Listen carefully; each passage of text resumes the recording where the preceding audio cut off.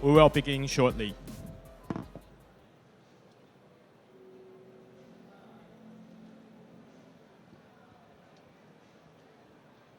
Okay, ladies and gentlemen, welcome back to the afternoon section of InnoVEX Pitch Contest Semifinal 2019. I'm your host, Phoenix, and I'm really honored to be here to join this wonderful event again.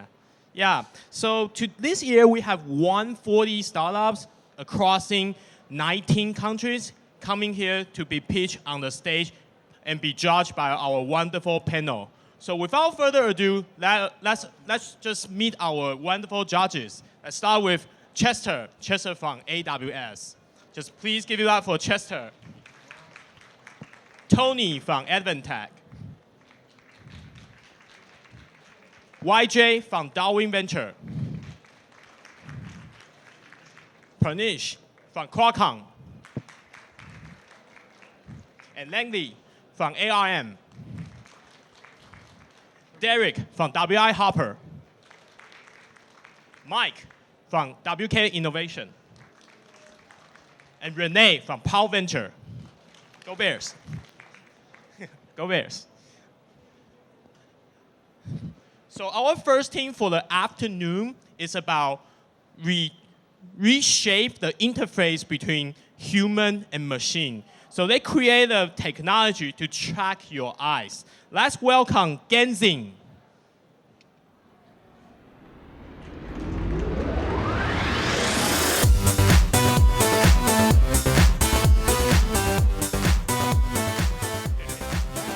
You don't really have to hit the spot, it's okay. Yeah. Okay. There's a Go mic ahead. on. Yeah, There's a mic go. on. Hello, everyone. Hello, judges. I'm Jason. I'm the co-founder of Genzin Technology. And our company is an eye tracking solution provider. So our vision is to overcome the current barrier between the eye tracking technology and the common user. And we think we will help you unlock the potential of your eyes as an ultimate interface to the world. So as technology advanced, the user interface became more intuitive. For example, when the computer first came, we used a mouse and keyboard. And then the smartphone, we start to use touch panel. And now, as AR and VR devices became more mature, it's time for the user interface to evolve again. And this time, we think we'll use our eyes. So our eyes is actually a very powerful organ. The maximum speed of eye movement is 900 degrees per second. And we can easily look more than 3 positions within a second. And most important of all, it is very intuitive and accurate to use our eyes. So combining our eyes in virtual reality, combining our eyes in virtual and our eye tracking technology in virtual reality, it is very easy to use eye tracking to point at scenes in the virtual world. And not only eye tracking technology can increase the speed of your control, it can also increase the speed of your VR devices by using a technology called foveated rendering, which means we only display your focus point in high resolution. In this way, we can reduce the computation requirement for the VR devices for at least 3 times. And even without a display, eye tracking can still enhance the way you interact with the world. A simple example is using smart home devices. For example, when you tell the device to turn on a light, it is very hard for the device to know which light do you mean. However, with a little help from the eye tracker, like this, it is very easy and intuitive to interact with the world. So, of course, the application of eye tracking is not limited to user interface. It can also be used in medical diagnosis, or marketing research, or assistive technology, or training and education. Because of all these applications, the eye tracking market is expected to reach 1.43 billion by the year 2023. However, we think there are still barriers between current eye tracking technology and the common user. First is the mobility. Instead of a standalone eye tracking glasses, current eye tracker require a separate computation unit. And second, Even with, second, even with a separate battery package, the current eye tracker can only last 2 to 3 hours of continuous usage. And finally, the current eye tracking glasses cost more than 10,000 US dollar, and it is too expensive for everyone to have one. So in Genshin, we developed our own eye tracking solution, the Genshin Aurora eye tracking module. At the core of our technology is our Genshin EPU. It's our self-designed ultra-low power eye tracking IC. And it's the first eye tracker to reach all-day battery life, and we think a lot of new applications will emerge from this feature. And also, because of its small form factor, it can be easily integrated into many kinds of devices. For example, a smart glasses or a VR, AR headset. So with this module, our current business model is B2B, which means we work with OEM and ODM, and we also provide SDK and API for the developer. And right now, we are working with many partners across the world. And we are now integrating our module into multiple kinds of next generation AR, VR devices. And finally, we have a very strong and diverse team. Our CEO, Professor Chen, he's an expert in multimedia IC design. And we also have experienced sales, engineer, and product manager. And we are working with multiple advisors. For example, Professor Ye, she's an expert in visual psychology, and she has a lot of experience using eye tracker in his research. And finally, we are partnered with one of the top IC design companies in the world, and they help us develop our chip. And these are some milestones we achieved since we spun off from National Taiwan University last year. In last year, we successfully tapped out our Genshin EPU, and we also completed our angel round fundraising last year. And in this year, January, we launched our Aurora eye tracking module. And we are now working with multiple partners to integrate our module into their next generation devices. And after gaining enough validation on our solution, we're going to mass production by the end of this year and a round fundraising next year. Okay, so we are Genshin Technology. Thank you for your attention. Thank you. Okay, any question from the judges? Since it's about SoC, so I'm gonna ask like the hardware related. Maybe start with Advantech or ARM. Okay, Landy.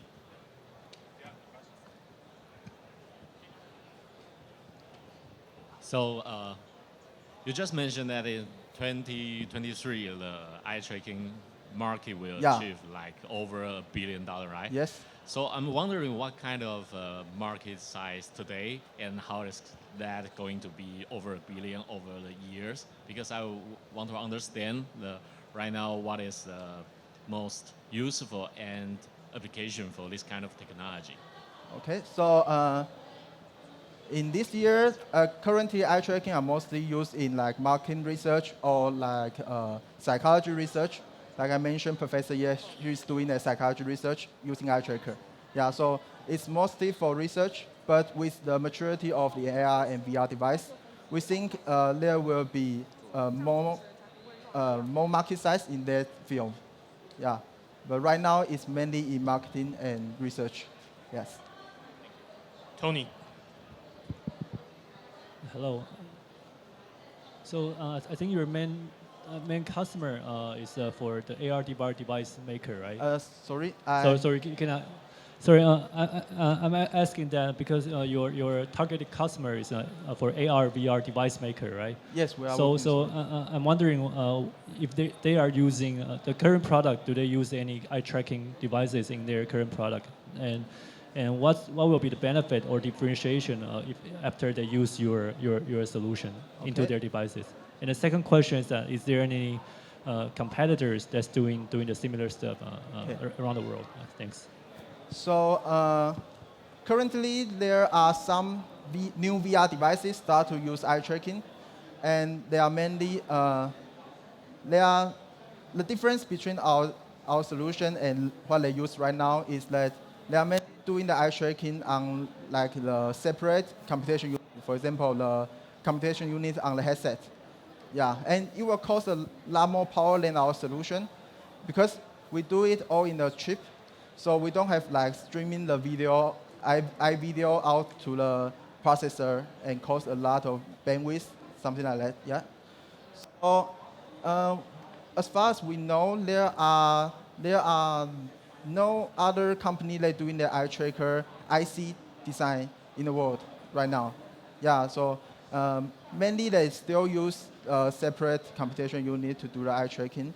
So we think like in the future, the AR and VR device can stream this, or our solution will really benefit in the standalone VR AR devices. Any other question from the panels? Mike? Can you describe a specific scenario that eye tracking technology has to be used? Has to be used. Yeah, a Okay. specific scenario, and why they have to pay you. So currently, we think in VR and AR, using eye tracking is much more intuitive than the current use scenario. For example, currently we have to use like a handle to point and select stuff in VR. But using eye tracking, we can just look with our eyes. And the interaction time will be much shorter. We don't have to think too much and maybe targeting. We can just look using our eyes. So we think this is a must-have feature in VR in the future. Yeah. So when can we see a flagship demo, maybe in games or in medical, like or is using on your chips? Actually, right now, you can Yeah, right now you have- see in our booth. Yeah, right now we already integrated into several different next generation VR AR device. So on our booth, we have a demo with our chip and our module. So where is your booth? Like, Just go right down this way. okay, Right at the end of the road, and there's next to a network launch. sure. Guys, so make sure to check it out, the new flagship demo. Okay. So any more questions? Okay, Chester. Just curious, what's the effective distance for your sensor? So our eye tracker right now is a close distance one because we want to like put it in a VR device. So it's a few meters from your eyes. Just put it right here, and Few meters? yeah, a few meters. It's Centimeter or meters? oh, sorry, centimeters. Oh, okay. Yeah, centimeters. Thank you. Yeah. But in a scenario that at the beginning of your slides, there's a scenario you were asking Yeah. light to turn on. How So- does it work? So that actually depends on the user interface you use. For example, what's the target of your what do you use as a marker for your in your scenario? So eye tracking, we are now like doing it with a camera. We can know where you are looking at in the camera, and in the camera we need to like detail the object. That's another thing that's not really related to eye tracking right now. Yeah. Thank you. Thank you, Genzing. Everybody give it up for Genzing. Our next team is also from Taiwan and in the AR, VR, MR space. So the audience you can see right now is actually, this place is actually the trending technology in the world. So let's welcome our second team, Grandin.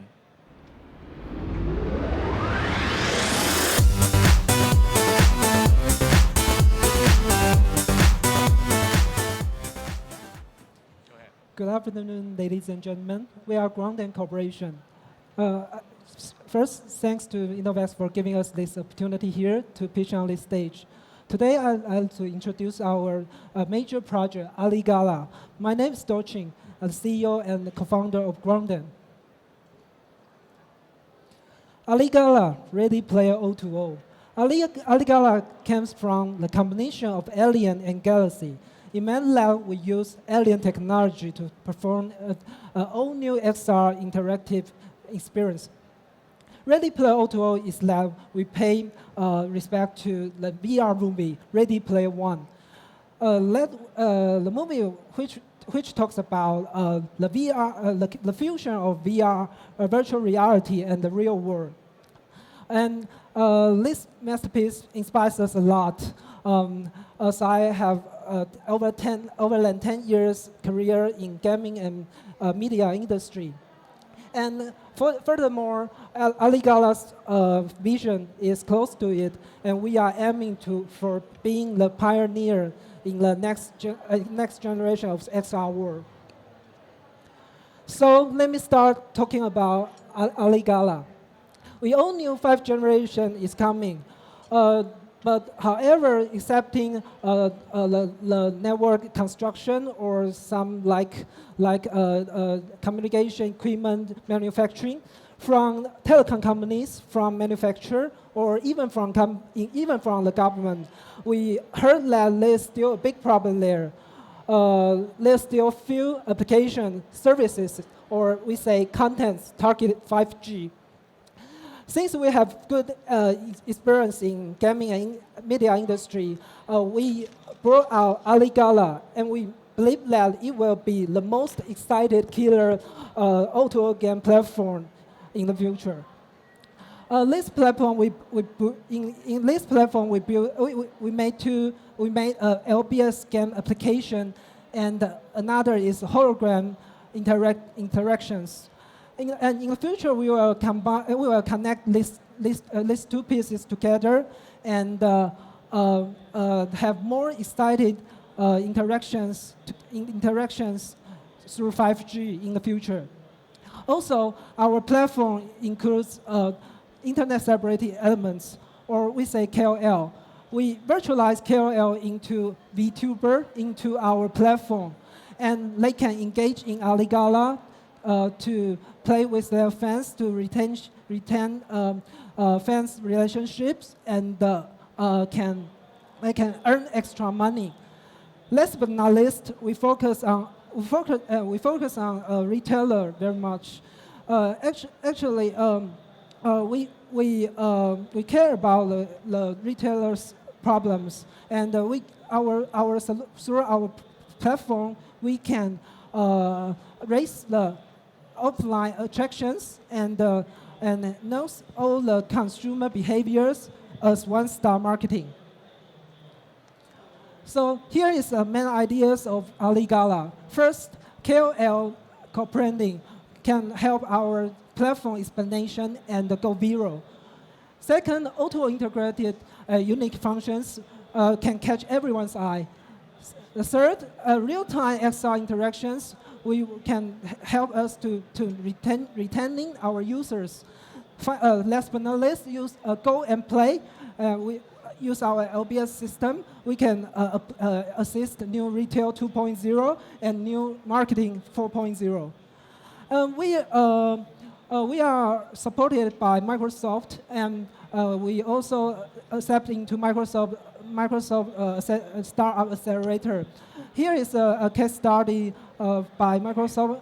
They are not only grateful for us to use their service to have a good successful, but also they are very interested in our business model. And here is the system architecture of Aligala.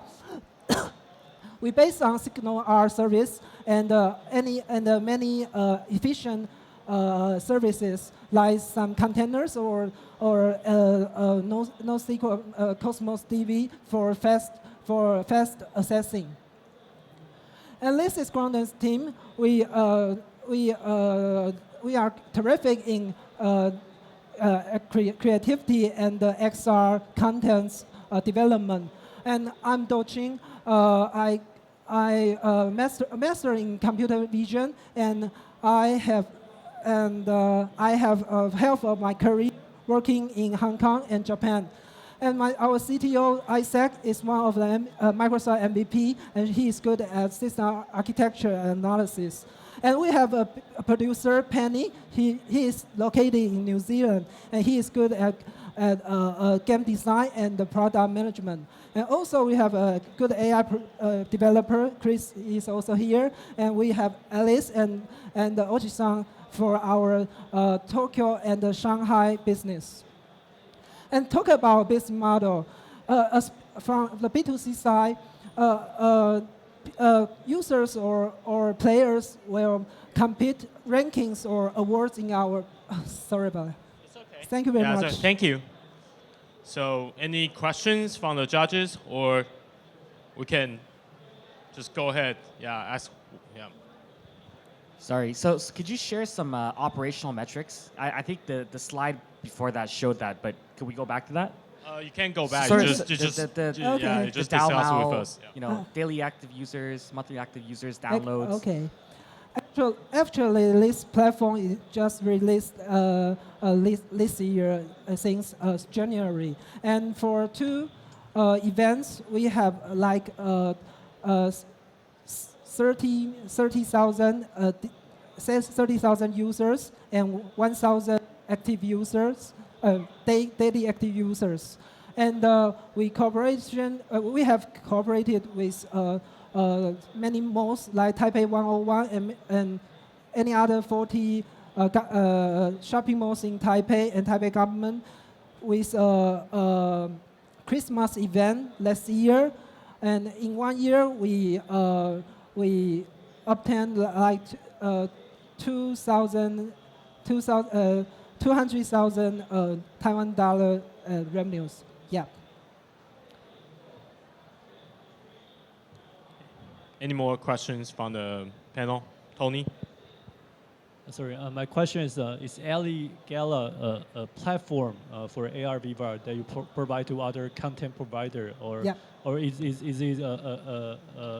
or yourself you position as a content provider?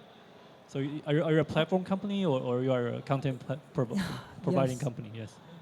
Yes, we will say we are both of that, because we have real good technology in XR technology, such like some AR or hologram or motion capture or some AI gesture sensing or something. So we have good technique to do all the XR interactions. But also we form with a game studio, game partners. So we all know how to do a good game and good contents. Also some 2D or 3D models we all do ourselves. And the VTuber we design ourselves, and the game logic and the game floor is all made by ourselves. So we also we both a content or a technique company. Yes. Dochin, I have a quick question. In your Microsoft Azure collaboration, you mentioned goodbye cumbersome VR headsets. Yeah. Can you describe what you're doing to make the headsets less cumbersome? Yes. Yes. Actually, we are talking to them about the HoloLens 2 collaboration. Maybe comes from Q3. And another one is they have a Connect DK service, and we were going to use it to do some like AI motion capture and some using in factory industry. Yeah. Okay, Mike. Is there only one thing that you can focus right now? What would you want to focus, and why is that? How does that bring you ecosystem partners? Okay. Actually, if there only one thing I can focus, we are going to focus in the VTuber concept, because we can sell a VTuber. The topic of VTuber is coming hotter now, and as I working in Tokyo before, I know this concept will come to Taiwan very quickly, and Also, we made some real internet celebrities into VTuber. It's another new concept to do the VTuber economy. So that's the idea we are now focusing at. And actually, we come here have a real demo in the booth from Yatai Dianxin together, and we do the real-time motion capture with our own VTuber. Yes. Okay, do you have anyone? No? Okay, thank you. Thank you, Thank you very Grandin much. and Aligara. Our next team is also about AI. So you see in the field, we have a system on chip for AI, we have platform, we have publishing. So our next team, they have an interesting name. They have Mind and Idea Fly. They're also focusing on AI software developing.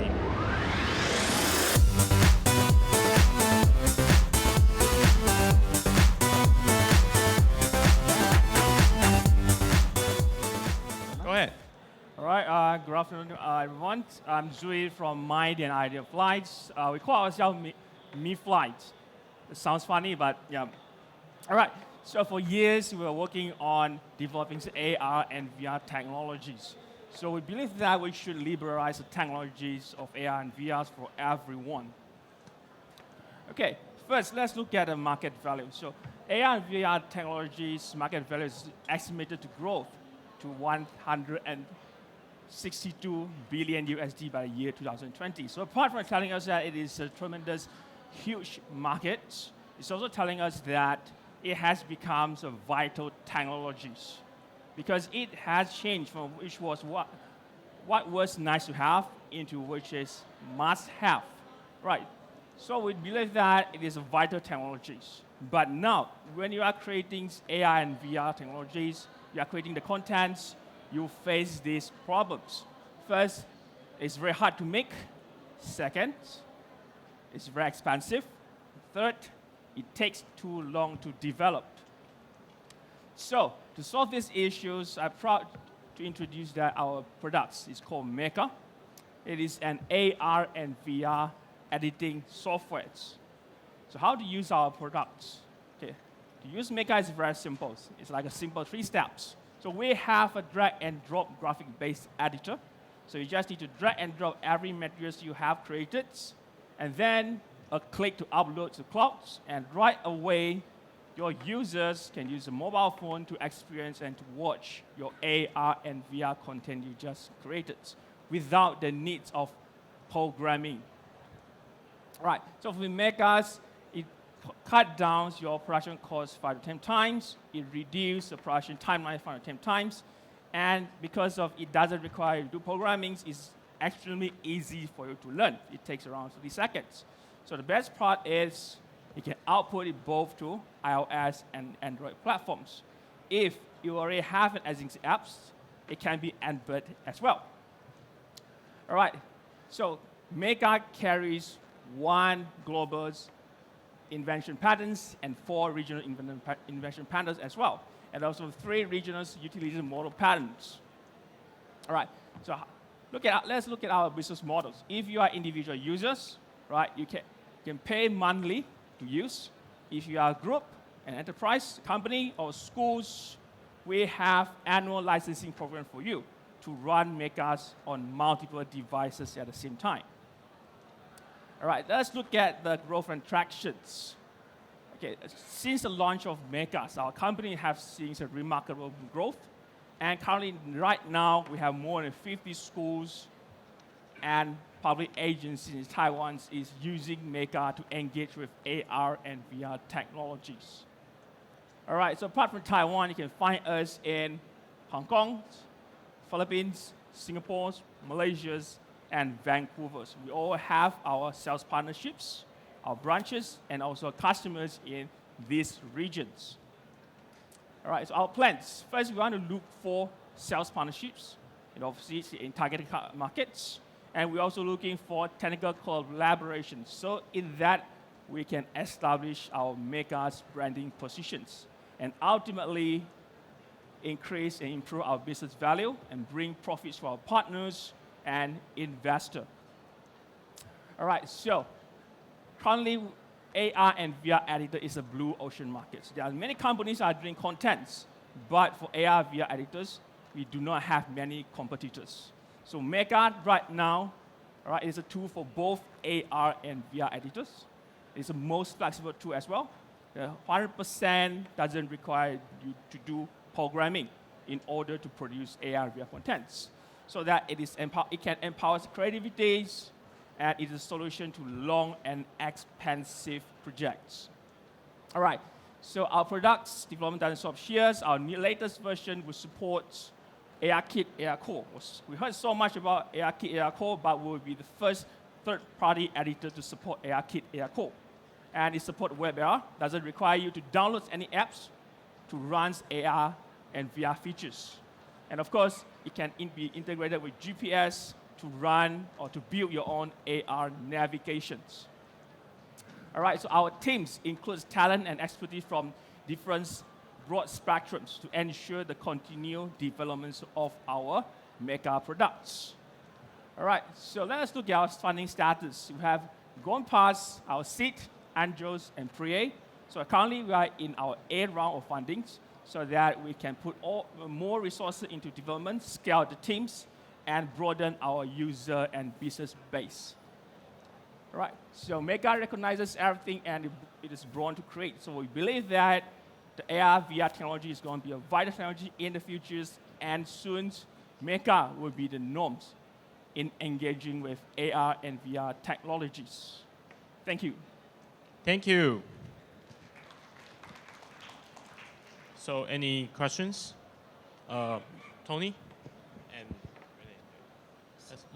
My question is Maker a cloud-based SaaS solution, or is it like standalone version? Sorry? My question is Maker a cloud-based SaaS solution, or is it a standalone version? And it's a cloud-based solution. So how do you charge your customers? If you are individual user, we have money subscription. So for individual users, it's around $60 a month. All right, so let's say you are schools, enterprises, you are groups, we have different packages, but normally it will be annually renewed. Yes. Okay, Renee, you have a questions? Yes, on your traction page, you have those tractions actually only from Taiwan, and that's within a year. How about worldwide? Do you have other numbers from worldwide? Because seems like your team are for spreading worldwide, out. 2019 is our first year that we go into international markets because it is still a very young product. All right, so of course, if you want to show the tractions, we need to have a tracking records that date back to when we first introducing the products. So in this year, we have new customers from Singapore, which is Singapore Nanyang Polytechnics, which is very good schools. And then we have Hong Kong's education universities. And then we have Philippines University as well. All right. So too bad that because those are new records and new tracking data, we do not have anything to compare with. So in that page, mainly we want to compare with our previous data so that it shows you the tractions of our businesses. Mike? It's a user-generated content, right? Sorry? We can't hear you. User-generated content, right? Generating content? Is the content generated by users using yes, your the tools, contents right? are generated by users. Is the IP belongs to user or belong to your platform? Definitely, yes. Belong to users. The IP, the contents belongs to users. We provide the tools. Okay. Do you also provide the trade the IPs with other users?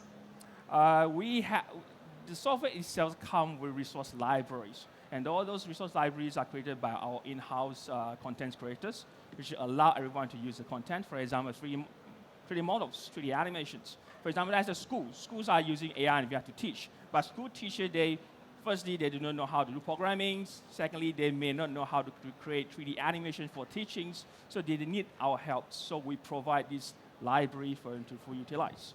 Yeah. Can you share your future product roadmap for the users to utilize? All right. So we have the services itself can provide for different industries. So let's say we take education industry as examples. All right. First thing, schools.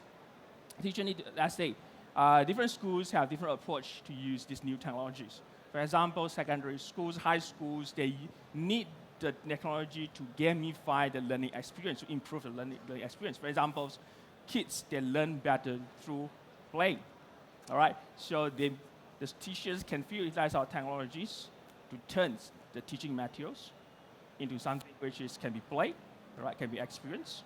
And the students will remember better through learning these new technologies, and then they can remember better when they need to implement this knowledge, right?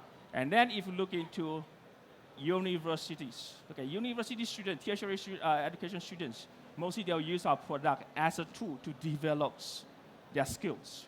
For example, for multimedia design students, for digital media design students, they focus in UI UX design, they focus in content designs, but for programming, they learn some of them, but they are not very savvy in programming.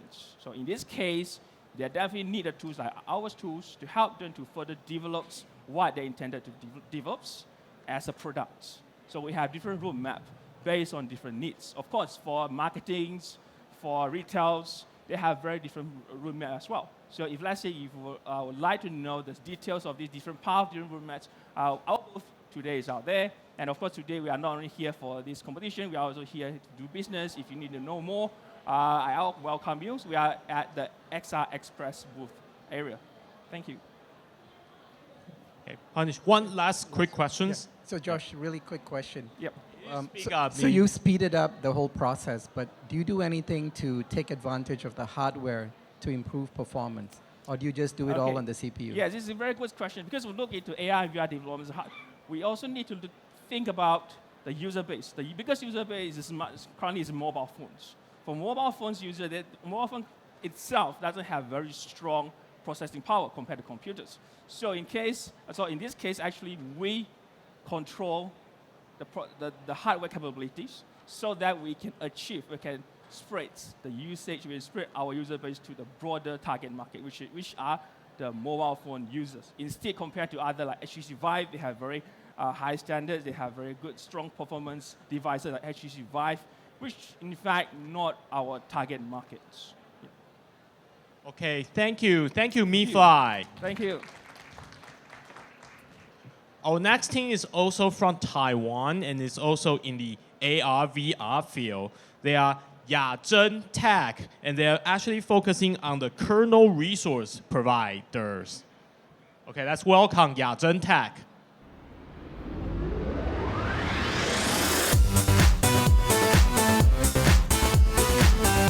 Jiang Tech, I'm sorry, Jiang. Yeah. Hello everyone, I'm Joanna from Yajiang Tech Company in Taiwan.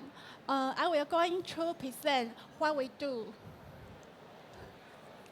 Yajiang was established in 2015 as software developer on web and app applications. For this year, we help our clients develop customized application, and we found our clients are facing these pain points such as spending so much time and cost on each new product development, scheduling and personal dispatch, even integrating software and hardware. That is the reason why we provide these solutions with AR, VR products.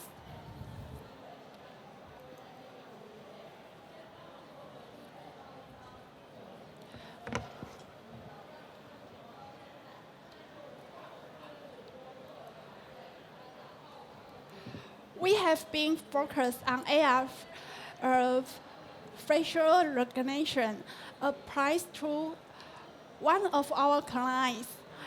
The eyewear providers use our AR SDK help them shorten software development on cross-platform application. You can try on and get glasses easily online.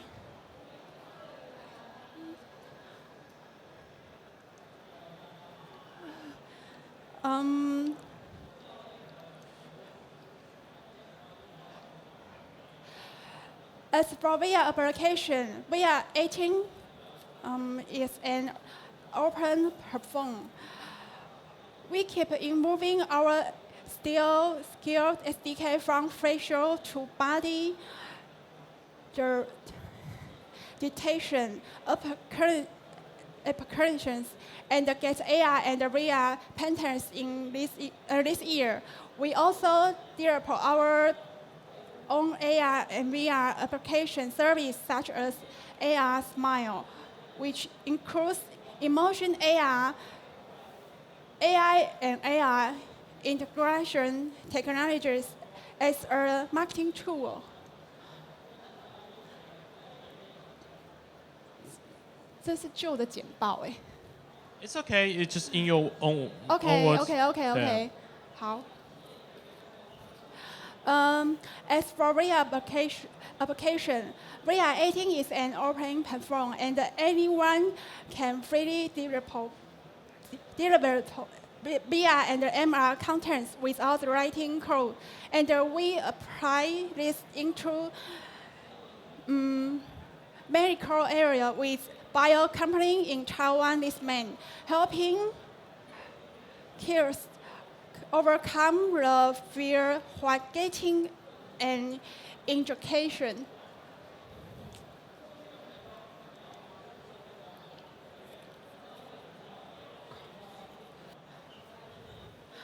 The main office is located at Taiwan. Our team is composed of high-skilled talent and dedicated to integrate technology into life around the world.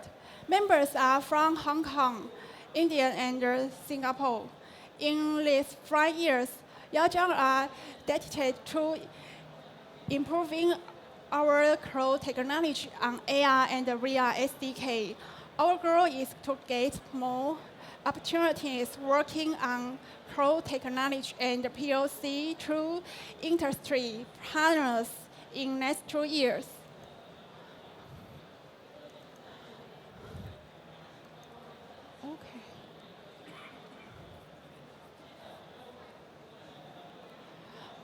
We know SDK service is no longer enough to this time.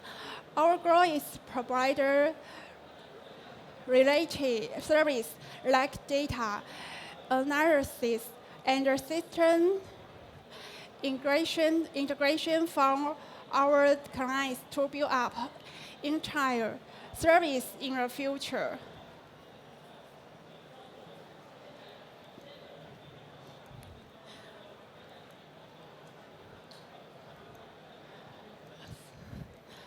Thank you for your listening.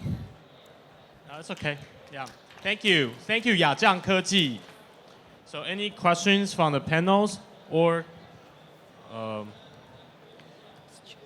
maybe in your own words, 你可以快速的，比如说用中文再告诉我们大家，就是雅匠科技到底最厉害的地方在哪？因为你们有很多，就有点太多了。对，中文没关系，你讲一下，对，快速的讲一下。我们是 AR， 就是 VR 的 SDK 的开发核心技术厂商。对，我们可以跨平台去整合，就是这一些 SDK 的部分，然后可以应用在各个就是商业的领域。那我们现在最常就是在做应用的就是 AR 的人脸辨识，就是这个 facial recognition 这个部分。对，那这个部分我们有应用在我们的 AR Smile。You can go back, yeah. AR Smile。对 ，AR Smile 就是可以侦测他的脸部表情，然后当他开心或不开心的时候，可以给他不同的消费的回馈。这个是应用在商家，可以拿来做行销的活动。对。Yes. Okay. So any questions? Yeah, Chester. Did you develop those algorithms such as smile detection or pulse detection by yourself with patent filed, probably? 就当你的微笑辨识，你没有专利吗 ？Is it by yourself or you source out the technology? AR Smile 有专利，对。But it's a face developed 的。face tracking. Face tracking patent face tracking software. Any other questions? Okay, if no, thank you, Yajiang. Thank you. Yajiang Keji, thank you. Okay, our next team is from South Korea, and they're providing financing for the small business. Let's welcome Fin2B.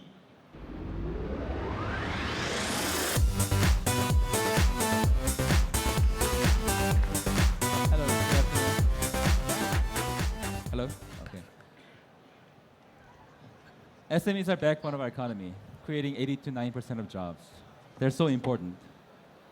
Yet their life is very tough. My father was used to be as an SME, and he told me that the hardest part of his last 40 years career was 2 weeks that he was being chased by the loan sharks. So there are our family, there are friends, and there are our neighbors. Yet there's limited financial options exist for them, right? They are limited access to the bank. They're often faced with a complicated procedure when they go to the bank, and higher cost of funding. So can you blame the financiers? Because loan to SME is inherently risky, and also credit analysis is incredibly difficult.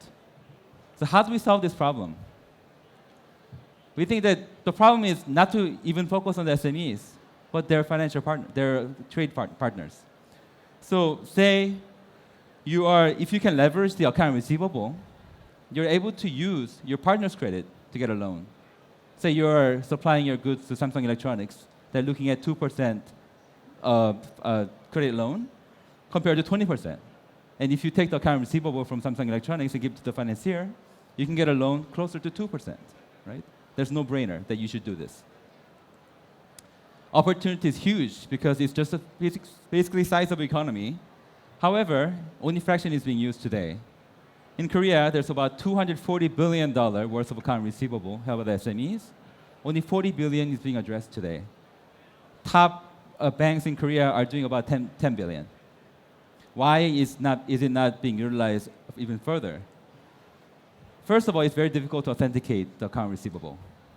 Second, it takes too long. In world of account receivable of 45 days, if it takes 2 to 3 weeks, it's a lifetime. And it's expensive, and is expensive and risky process for the financiers. The first thing that we learned that we should do is that we should work with the buyer.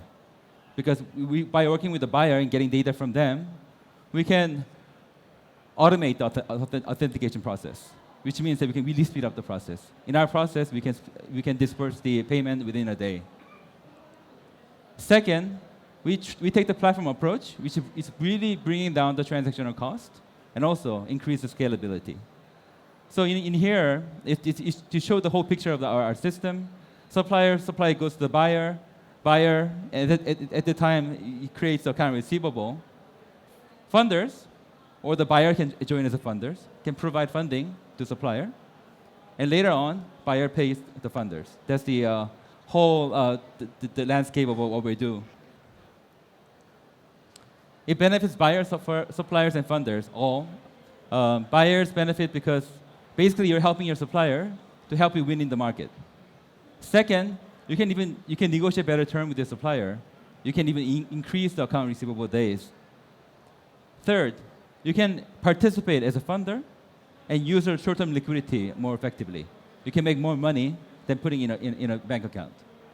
Supplier is a no-brainer. You can get funding quickly, painlessly, and with a competitive rate. Funders, we're providing them with a product that's similar risk profile as corporate bond, but better rate. So all three participants benefit in our platform.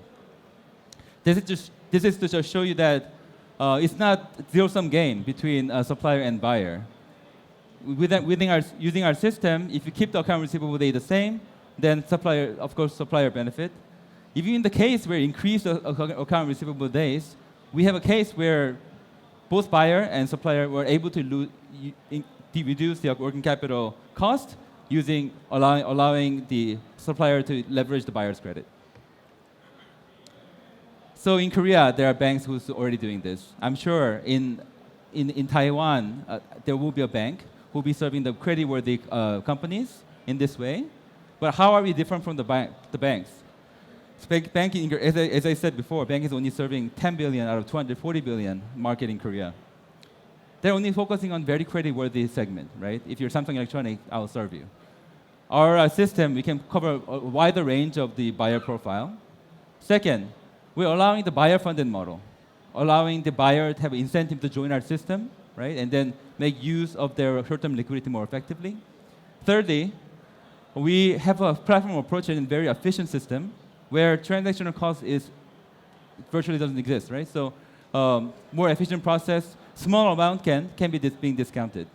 Before, if you take the small amount to the bank, they will turn you away.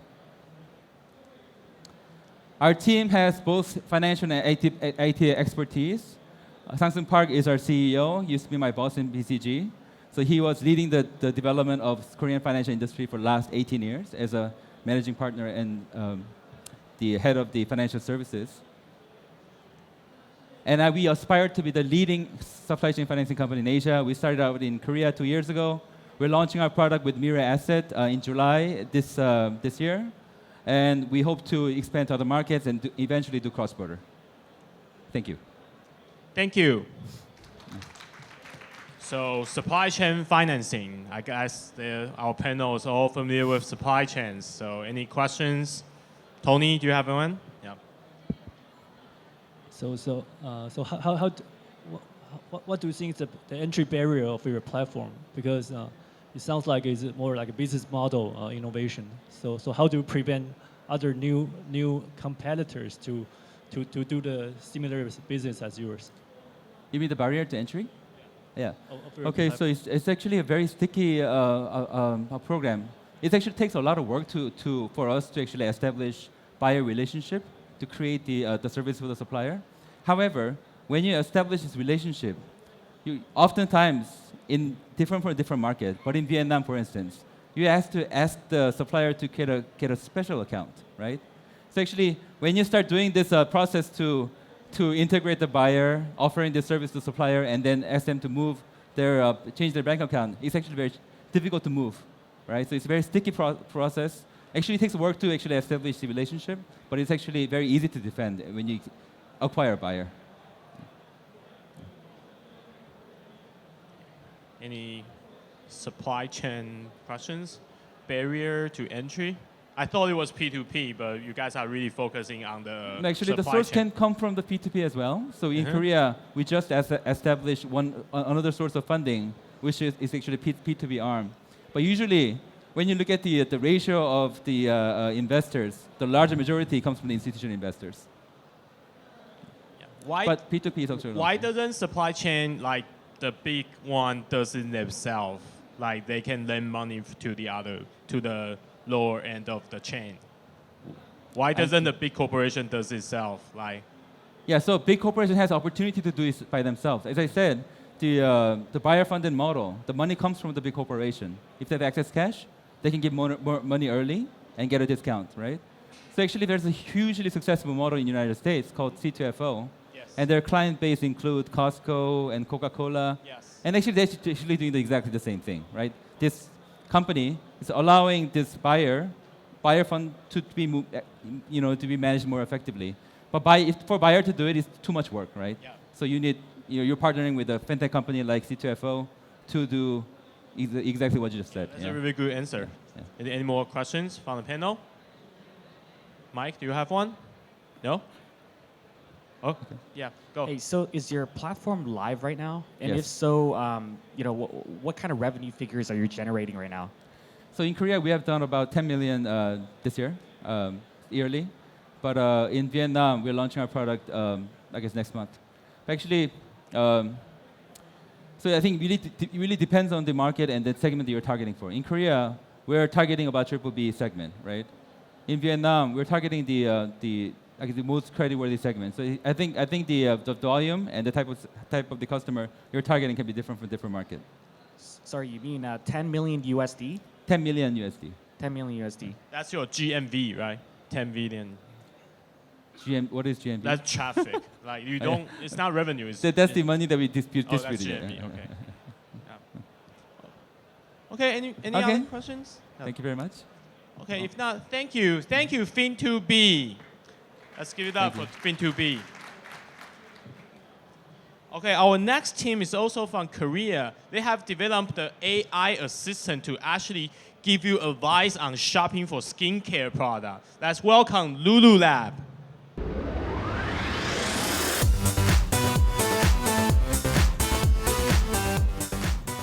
Hello, my name is Scarlett from Lulu Lab, and thank you for your time and attention to our products, AI skincare assistant, Lumini. Our company is a spin-off company of Samsung Electronics in 2017, and we have officially launched our products in CES 2019. And we has awarded a CES Innovation Award in Biotechnology, and also with the winner of skincare products in Cosmoproof Asia Awards in 2018. So in current beauty market, there is a mega trends in personalization and retailtainment, and there is a constant increase in the consumption of personalized products and services to individuals. And also increasing online shoppings leads another challenge to offline shopping malls, that they have to provide something unique services to customers, that are services that customer cannot experience online. However, although those changes and needs in current beauty market, customers still experiences some difficulties in terms of waste of their time and money. And although they put a lot of efforts to get the improvement, they are not able to see. So we concluded that because those issues were caused because there is no standardized data. So what if we dataficate the skin condition, and it can be obtained easily offline channels?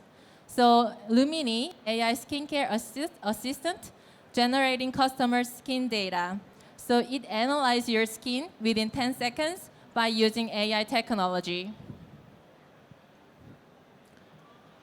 So we are using AI technology for all 3 steps. The first step is scanning your face using real-time face recognition technology. And also the second step is skin analyzing by using deep learning technology. So it also provides 6 categories such as pores, wrinkles, sebum, pigments, redness, and acne. So with this whole analyzing process, you can also get skin age, score, and also you can track the skin history. And also we can provide some fun stuff as a simulation of words and improve the skin after all. The third one is recommendation, and we are using, based on your personalized skin products, skin's data, we can recommend the products based on your data. And also we are using customer reviews, natural language processing, and also online product data. So people can get personalized services and products recommendation based on our technology. So current existing market, the skin measurement market was not so active. So it was also divided into 2 markets, such as small portable devices market and also large machines. However, the small portable devices has a limited data because you have to make a contact to measure your skin, and only contacted area will be generating the data. So if you want to measure the whole area of your face, you have to do like 30 times repeatedly. And also you have to make a contact because you have to make a contact, it's an unhygienic contact. Also for the large machines, it has a high price and takes up large spaces, and it requires the training needed, so with a low usability. On the other hand, Lumini, with the embedded cutting-edge AI technology, we enable to provide the skin data within 10 seconds without any contact, and it captures your whole face with a single snap. So we have 3 products lined up currently. Lumini is one-to-one consulting tool, and it can be provided to like aesthetic spas, cosmetic stores, and cosmetic brands. And also we are providing Lumini Kiosk, which is for or for self-measuring tools. So it can be localized to shopping malls and department stores. So we are differentiating our channels to get more data. So this is, we tested it out in Korean market already, and we generated 1.4 times sales increase comparing to the previous month. So after the initial business model of Illumini is selling out our solutions to cosmetic brands, retailers, and dermatologists. And then we obtain we provide the custom B2C, which is portable and measurable at home. After we obtained a lot of data, we are going to start the big data system, a big data business. And it will be targeting for cosmetic brands, manufacturers, and IT marketing and solution companies. So we are targeting sales of $5 million currently among our global partners. And also after B2C, we are targeting $20 million. So we have also started establishment of in world's first AI based data center as well. So we also can recreate the offline stores as an AI beauty store. Customer comes and then measure their skincare and then order online and get the subscriptions or cosmetics shipment. Thank you. Thank you. Any question from the judge, Derek? So is there proprietary technology involved with the device? Is there a reason why we're not able to use our mobile device to because scan the face? in order to get the accuracy of your skin analysis, current mobile phone's camera is not good enough. So we are using our own device to analyze. Tony? So is there any certification from third party about the accuracy of your product? So we had Seoul National University in Korea. We have dermatologists working on our devices, and they do their own analysis and with our device analysis, and we compare to each other. And we keep developing our accuracy by deep learning technology as well. So it generated like 90% similar to a dermatologist's analysis. Renee? So when can I have one here in Taiwan for how much? That's not really the question. That's the first question. Well, you have a B2B model as well, right? I mean, or I said you started with the B2B model and then B2C. Yes. But as a consumer, if I would be recommended with a certain brand of cosmetics, I want to, there's certain trust.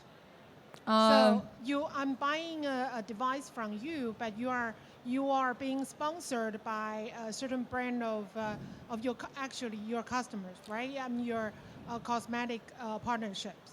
And so you are being sponsored, so you will only recommend me from that crowd. Well, the third step is recommendation step. So maybe you can think of that way, but if you just show, if I was a customer, and I get the diagnosis from the Lumini, it tells you if I was well treated or not, and you can also track the history before and after. So if you get the well treated, and then you get the better results. So it doesn't really depends on the you have to use your product or something. If you get well managed by another treatment or something, you can also get the persuasive results. Thank you. Mike? From what I see, your product should be a good to have product. Huh? Your product should be a good to have product. I think, again, for many female or even male, they who care their skin, they will buy it the first time. But how do they continue using it? You mentioned about product recommendation.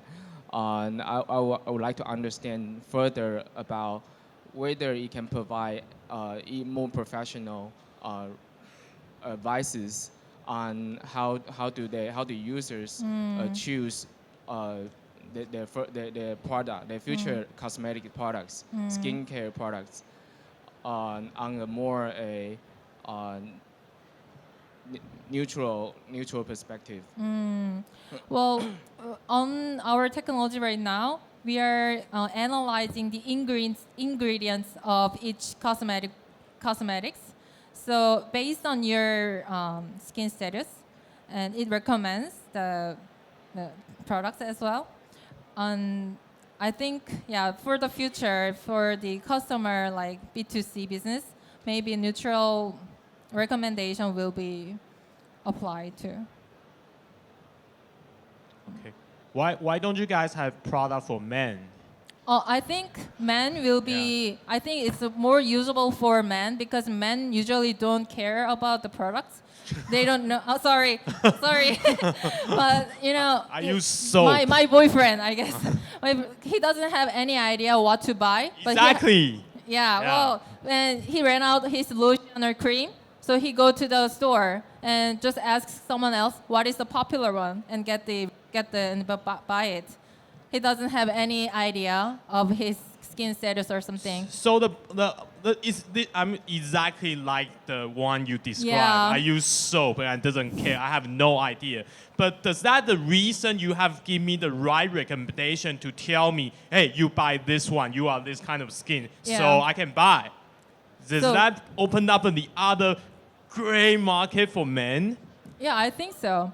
So because after they measure their skin, they know which one has to be done. Like you have a better moisturized, but you need to improve your pore. Then we can recommend some products for pore improvement or something like that. Okay. One last question. Just one quick one. Yeah. So I'm wondering, what is the reason for consumer to get that device at home and use is for continuous use? Well, because in my opinion, probably I just get one and have a scan and buy some product and pass it to Mike, right? So I don't see the reason why each individual should have one at their home. Oh well, for me, I want to see the improvement. I put a lot of money on my skin, let's say, but I don't know whether I spend my money well or not. So that's why we keep tracking. It's keep tracking my improvement. So let's say you don't want to go to aesthetics monthly. You don't have any time or something. Well, and you can have at home and you can just measure daily and you can get the feedback after all. So and that's the I think customer wants. Okay, thank you, Lulu Lab. Thank you. Our next thing is from Japan, and so we're speaking about identifying your skin care to match your skin product. So this one's actually the next competitor is gonna identify your emotion. Let's welcome Empath.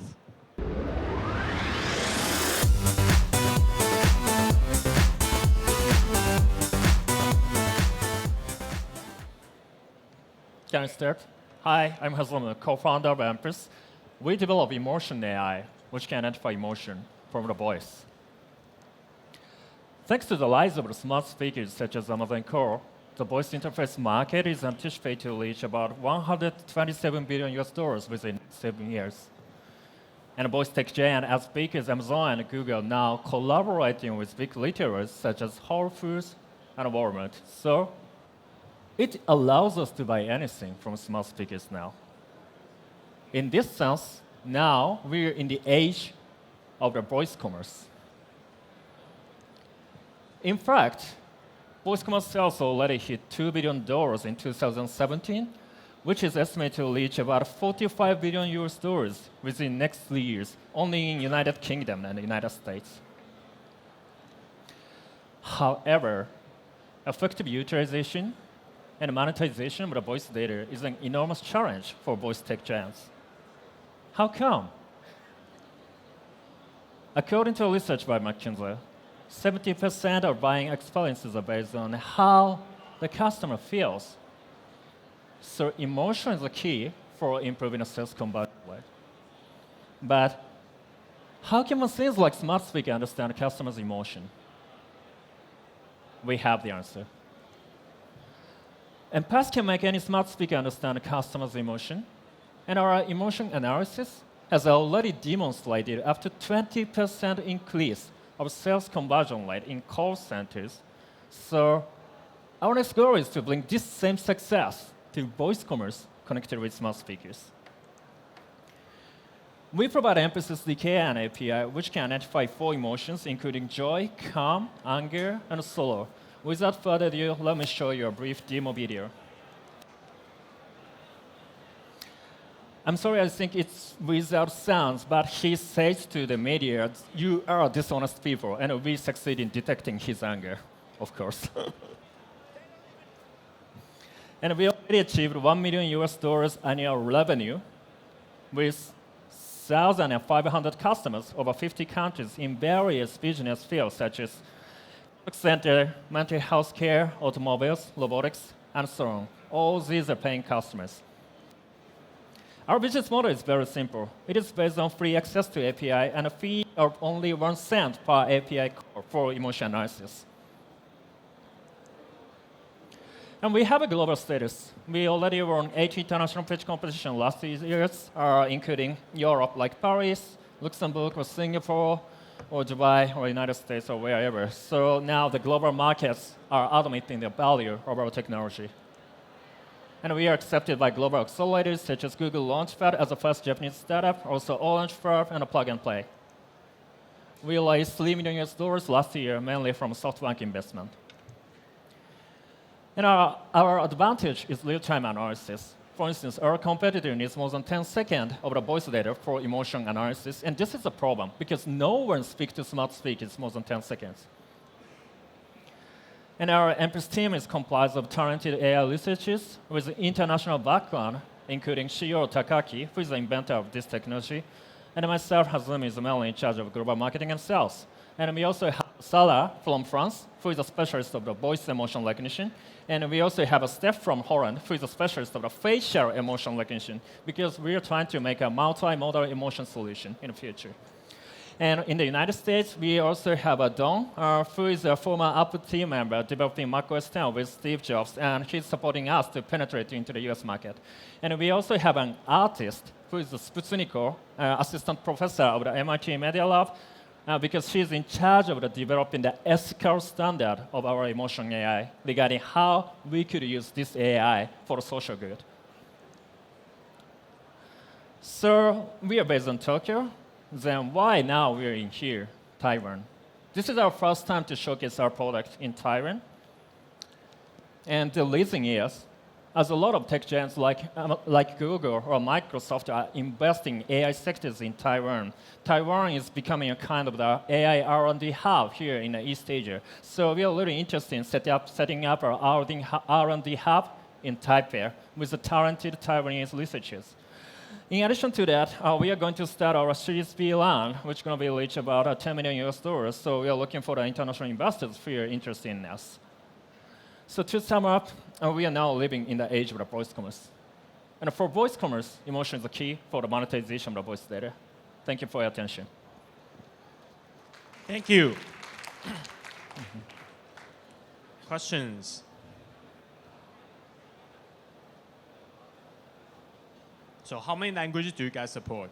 Actually, it has been already adopted by 50 countries. The thing is, we do not detect the language. It's regardless of the semantics or syntax. It's based on the acoustic features of the voice. Okay. So you register the user's autistic, the sound, then yeah. you kind of tell the... Of course, there are some cultural differences, but we are based on the machine learning. We are using calibration. So there are more specific data accumulated, the more accurate it becomes for each language as well. Okay, thank you. Can you describe a scenario that how e-commerce company can use the recognition of emotion from the voice to increase their customer conversion rate? So first, let me introduce some case study in a contact center. So we found some interesting result. Customers continuously feeling sorrow tend to buy product more than average because they are really wondering whether they should buy that product or not. In that timing, we provided a alert to operators with some killer talk scripts to push their product. And we believe this success can be bleached to the voice commerce field as well. Now, a lot of people are making a shopping through the smart speakers or voice assistant. So what we are thinking about is, based on the emotional data of the customers, we could make more customized recommendation for each users about their product. For instance, when they get really depressed, for instance, we could provide some entertainment content which that customers usually play when they are happy, for instance. This is what we are doing in other fields like contact center or automobiles. Renee, do you have a microphone? So how do you measure your accuracy? And by that, I, ask another question is that because, for instance, in Taiwan, even in Japan as well, we have different dialects. Okay, we have Hakka, we have Mingnanhua, and then how much data do you need in order to say, okay, now this person is speaking this dialect, and say Kansai Ben, and I can detect the emotion from the voice. So and how accurate. To improve the accuracy for each person, we need from 5 to 10 minutes of voice data. This is what we do usually for the contact centers operators. And when it comes to the multiple languages, we provide our API for free in exchange of the gathering voice data. So even at this moment, we already have users over 50 countries. So we have a multi-data set for major languages such as English, Spanish, French, of course Japanese, Mandarin or Cantonese. And for the customization, we use calibration for each sectors, gathering the voice data from our own customers. For instance, usually with a contact center, we sign a contract to get their voice data and make some calibration for each contact center to improve the accuracy. And for the first question, to the definition of the accuracy itself, so we prepare for the multiple evaluators to put the annotation for each data, for instance, 12. And if all the annotation by the evaluators are the same, we use it as a correct data. So this is how we validated accuracy itself. Any other question from the panel? Okay, thank you, Empath. Thank you so much. Thank you. Let's give it up for Empath. Our next team is from Taiwan, and they're actually focusing on agri-tech. It's actually helping you to organize your farm. So let's welcome Vernance.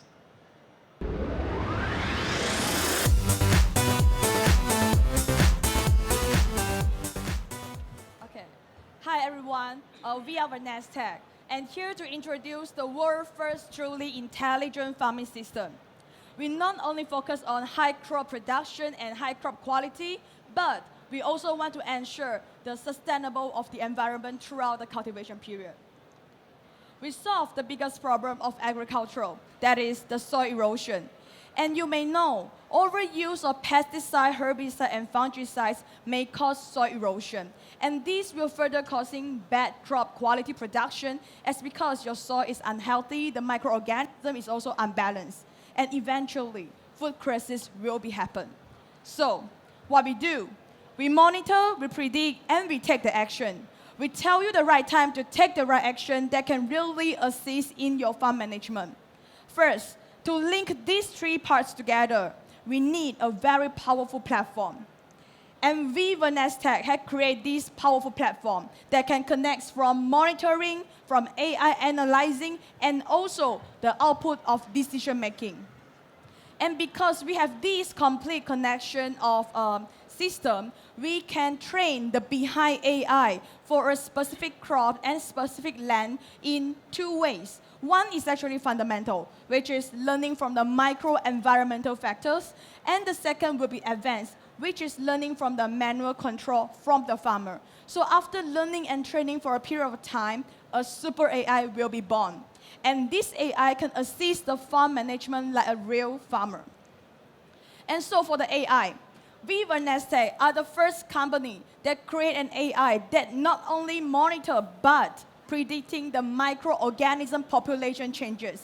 And through this, we will know the soil fertility and tell you the right time and right amount of fertilizer to be used so that not only your crop can grow well because of sufficient nutrient to gain, but your soil can maintain its healthiness.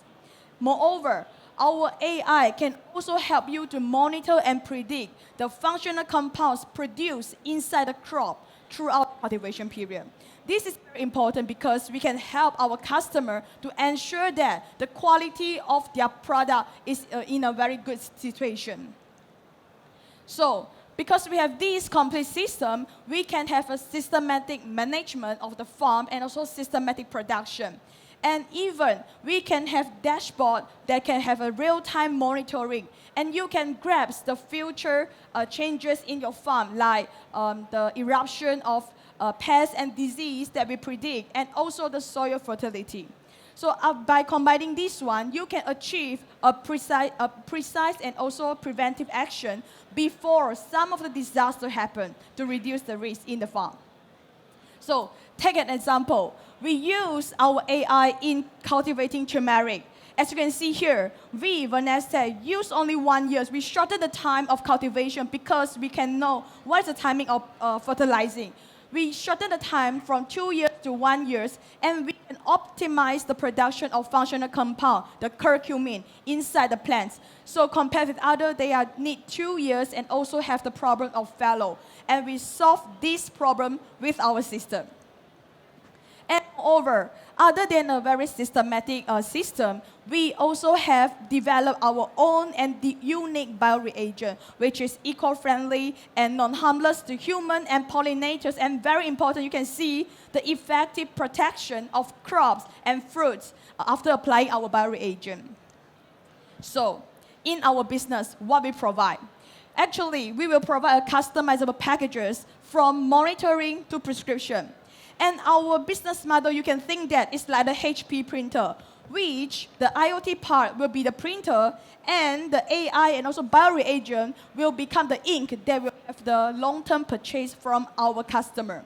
And this is very flexible to any area and any kinds of lands. And so here is some of the competitors in the market. So compared with them, we at Nasdaq are very confident to say that we can provide a more flexible and comprehensive solution to our customer. And so for our milestone, first of all, in short term, we will focus on turnkey services providing and also like AI's customization. And of course, we will monitor and control our medicinal plant sites in Taiwan, like cultivating some high-value crops. And in the middle part, we will focus on health supplement production development and also selling the bioreagent after licensing. And in the future, what we want to be?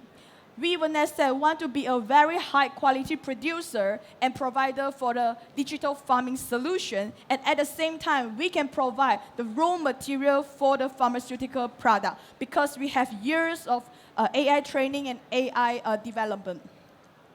And here is the core member of our team from various fields such as biology, science, agriculture, and also AIoT. And we work together to provide you a more sustainable farming solution. And we are Nasdaq. Thank you for listening. Thank you. Thank you. Any questions? How hard is it to install? Sorry? How hard is it to install Oh, it okay. to the farm? Yeah. So right now, we already cooperate with Guangda to mass production for our sensor part. So this sensor is actually already ready. So you can just install it very easily. Yeah. So you mean the hardware, right? Yeah. Yes. Basically, if I own a open field, so how do I Okay. get the electricity or any Okay. the infrastructure to install your Okay, your so software? Yeah. right now we need one for internet wire and also one for electrical power supply is needed because we are using the wire sensors in the field, and for the Wi-Fi we will use for the information to transfer to the cloud. Yeah, thank you. Yeah. Oh, Any other okay. question from the panel?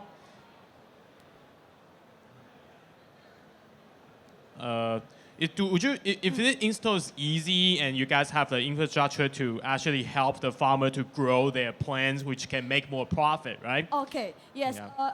First of all, the customer, for our customer, this is normally like the agricultural enterprise. So we can help them to customize not only the sensor set for the farm level up of farm, but we can also help them to customize the AI, such as the pest and disease eruption timing prediction, and also the soil fertility prediction.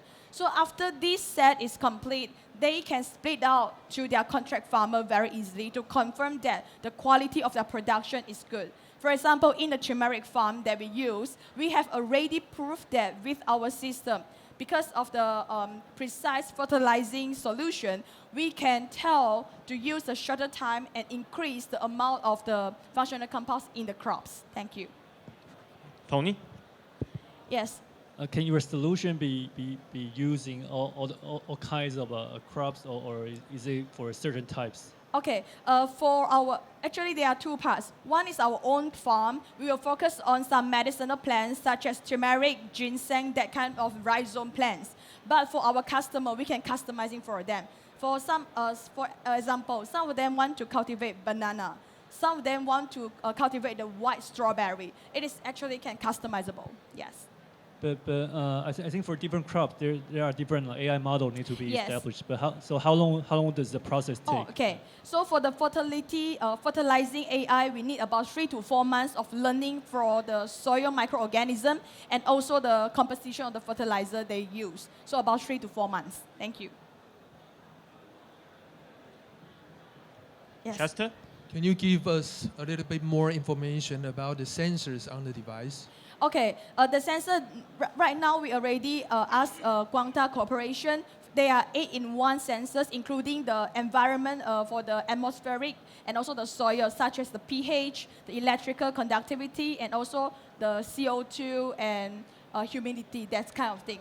Actually, it's very normal sensors, but what we do and what is the powerful thing for us is because we can collect the data and analyze the data that is specific for the land and the crop. This is the core technology for us. Yeah. Tony? Yes. So why do you select wired sensor instead of a wireless?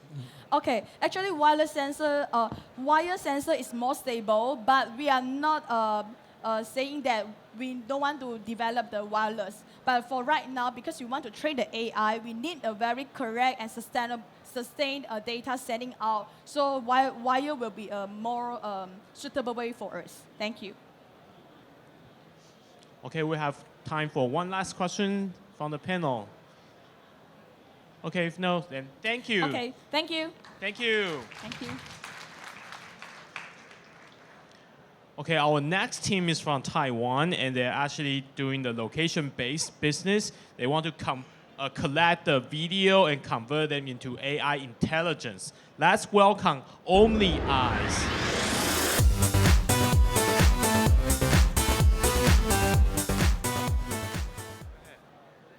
Good afternoon. I am the CEO and co-founder of OmniEyes. We are a very young company, but with technology and passion to change how you drive, how you live, and how you get real-time information in a city by using our AI solution. The company was created last year in December by 3 professors from National Taiwan University, including myself. Before that, we are a Trust You project by the Ministry of Science and Technology in Taiwan, aiming to commercialize our research into a solution. And obviously, we did a very good job because we got the 2019 CES Innovation Award in Smart City category. And the latest development for our company is we just closed our pre-A round for $38 million, new Taiwan dollars. And there will be another 20 million to be announced in Computex this week. So how do we change the world? Here are the hardwares, including onboard unit, dash cameras, and smartphones that you can get in the market. And there are plenty of it. And most of them are dumb recording devices, as you may know. Therefore, we developed a lightweight AI engine and system to transform every car with our solution into a Google Street car, basically.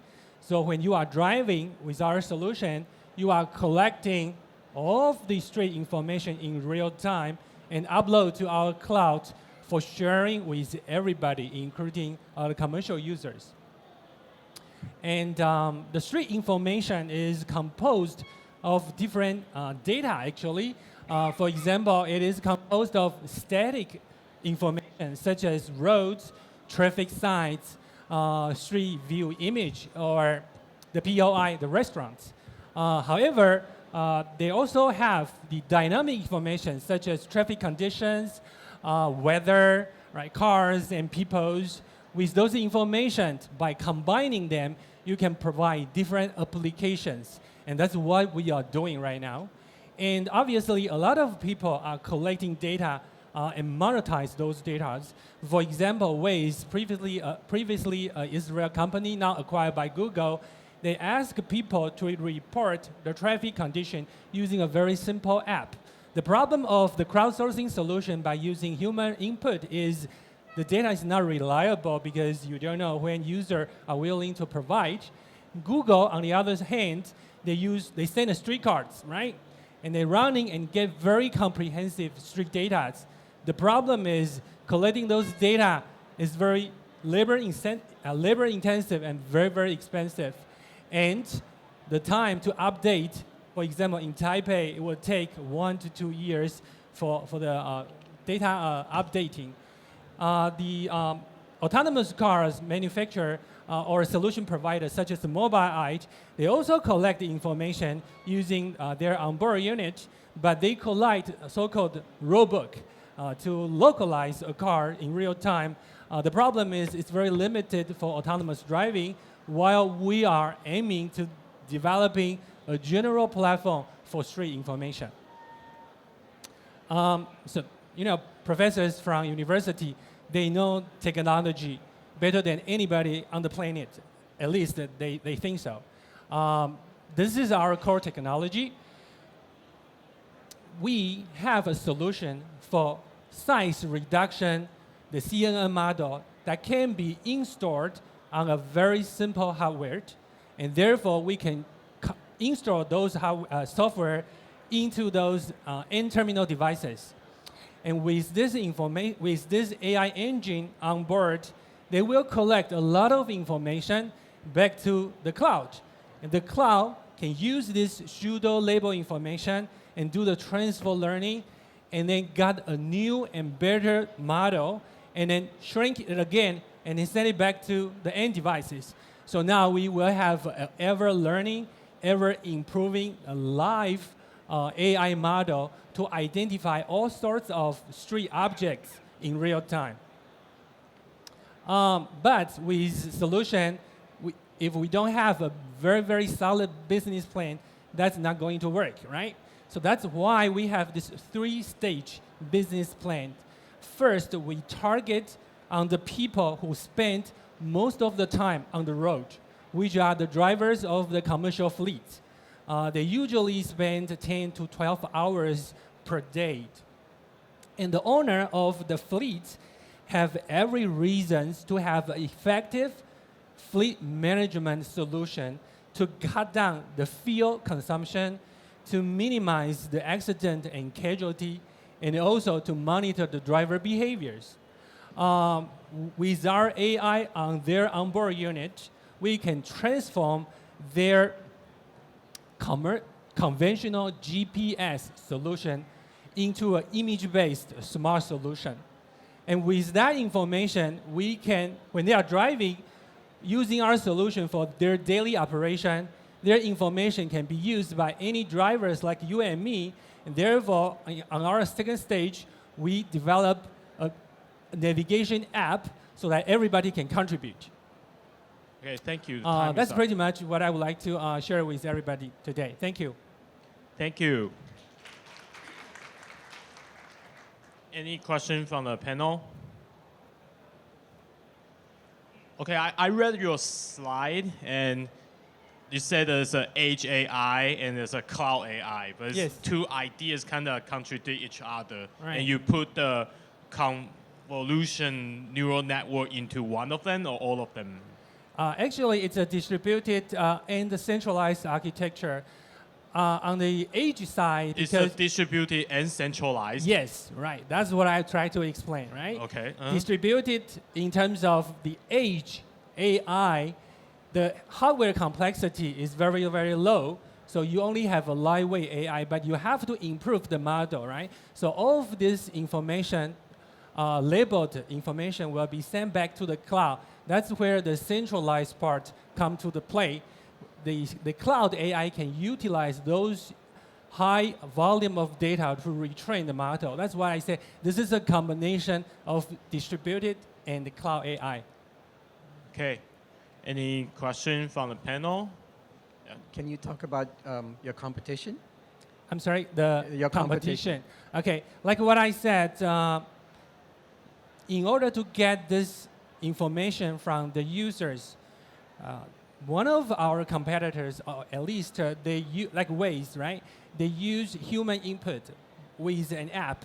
People can input the traffic conditions, right? And with some icons, and those information can be sent back. The problem is the driver will divert, right? I mean, they cannot focus on the driving, and a lot of information will not be reported, right? However, still with the manual solution, they were very, very successful, and they're already acquired by the Google, and those information has been included in the Google Map. On the other hand, using the hardware solution, such as mobile eyes, they have a very high-end onboard unit because they have to detect all of this street information in real time. However, they only send very, very limited information, like a 10K in terms of the data they sent as a raw book. And those information is sent back to the cloud, and then like what we do, they send back to the other cards, and those cards use those information to localize its position for accidents, right? But it's very limited. I mean, the application, the market is very, very large, of course, but the information, in terms of the information, is limited to autonomous driving and ADAS. However, we are providing general information for all different kinds of users and applications.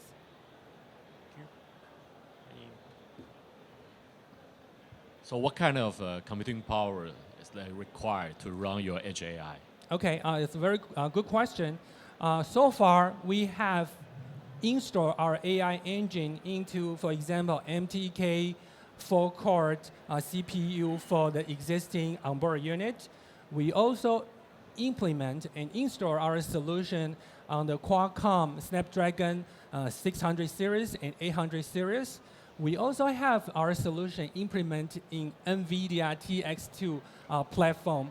Those are from the very low end to not so high end hardware, because a lot of our customers, especially the owner of the commercial fleets, they are not like the manufacturer of the autonomous the cars, right? They can only afford a certain amount of money for those equipment. And that's why we are good at it, right? For the very, very low complexity, those devices, we have our AI engine on it, and they can use it today, right now, without waiting for the great hardware to come. Okay. Okay. Thank you. Thank you. Thank you, Omni Eyes. Thank you. Let's give it up for Omni Eyes. 谢谢. Okay, our next thing is also from Taiwan and focusing on the AI insight. The cloud insight is going to turn your data into the real business insight. Let's welcome Cloud Insight.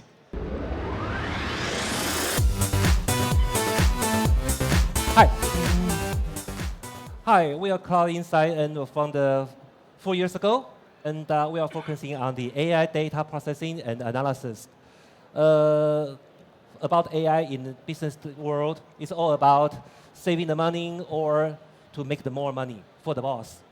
And about saving the money, we helped a chain store in China. for the it's a hot part chain store.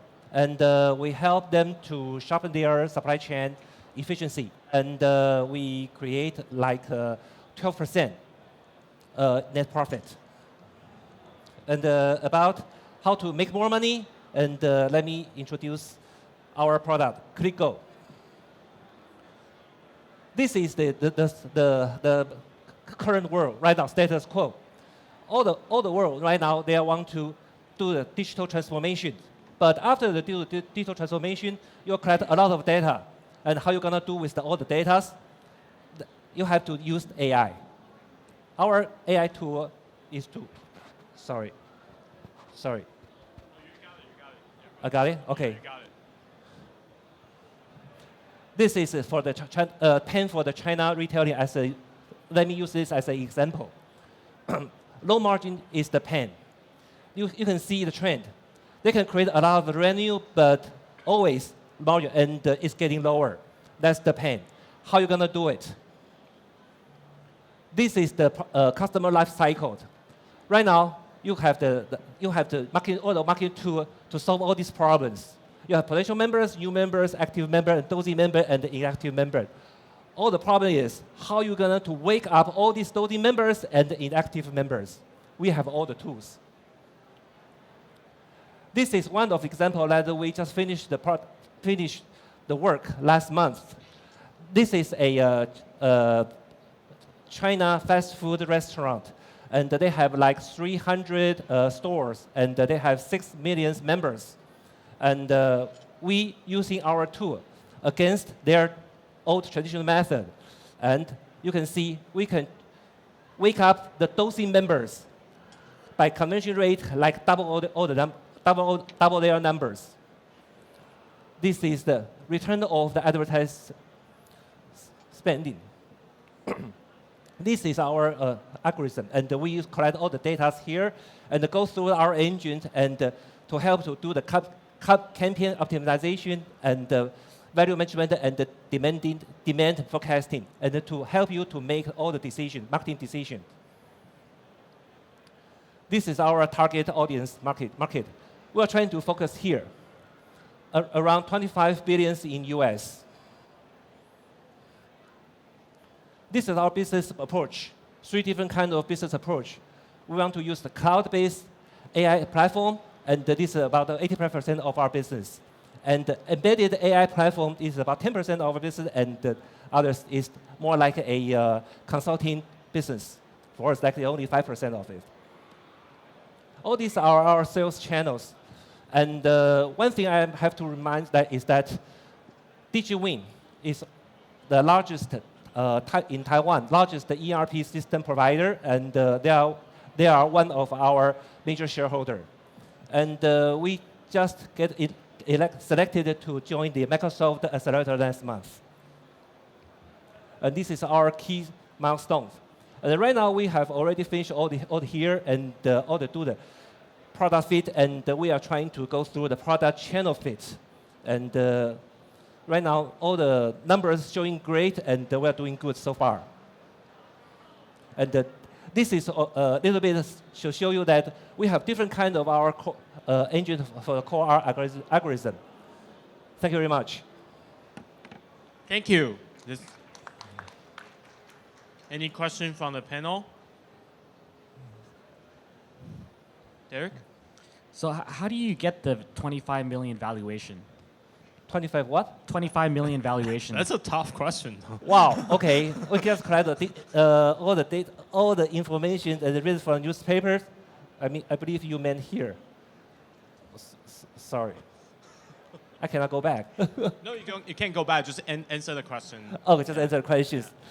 Just collect data and get the consulting firm to get all the information. And we get a number. 25 million is in China, the IT business, they want to spend this kind of amount of money in their infrastructure. We don't expect that we can earn all of them. We just want piece of it. And I was referring to the valuation number in Q4 2019. You plan to raise. Sorry. 2019, you plan to raise on to 25 million valuation. the Yes. company valuation. So I'm curious how you got to that number. Okay, that is kind of, that is actually last year's number. Okay. But I think the number is getting growing. Okay. Actually, that number is from China only.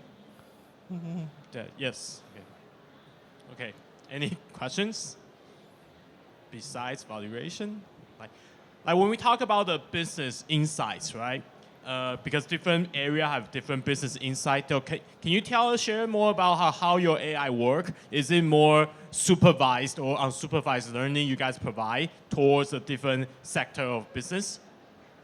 Actually, right now, we collect all the raw information, all the raw data from our customers, and we use that to go through our engine.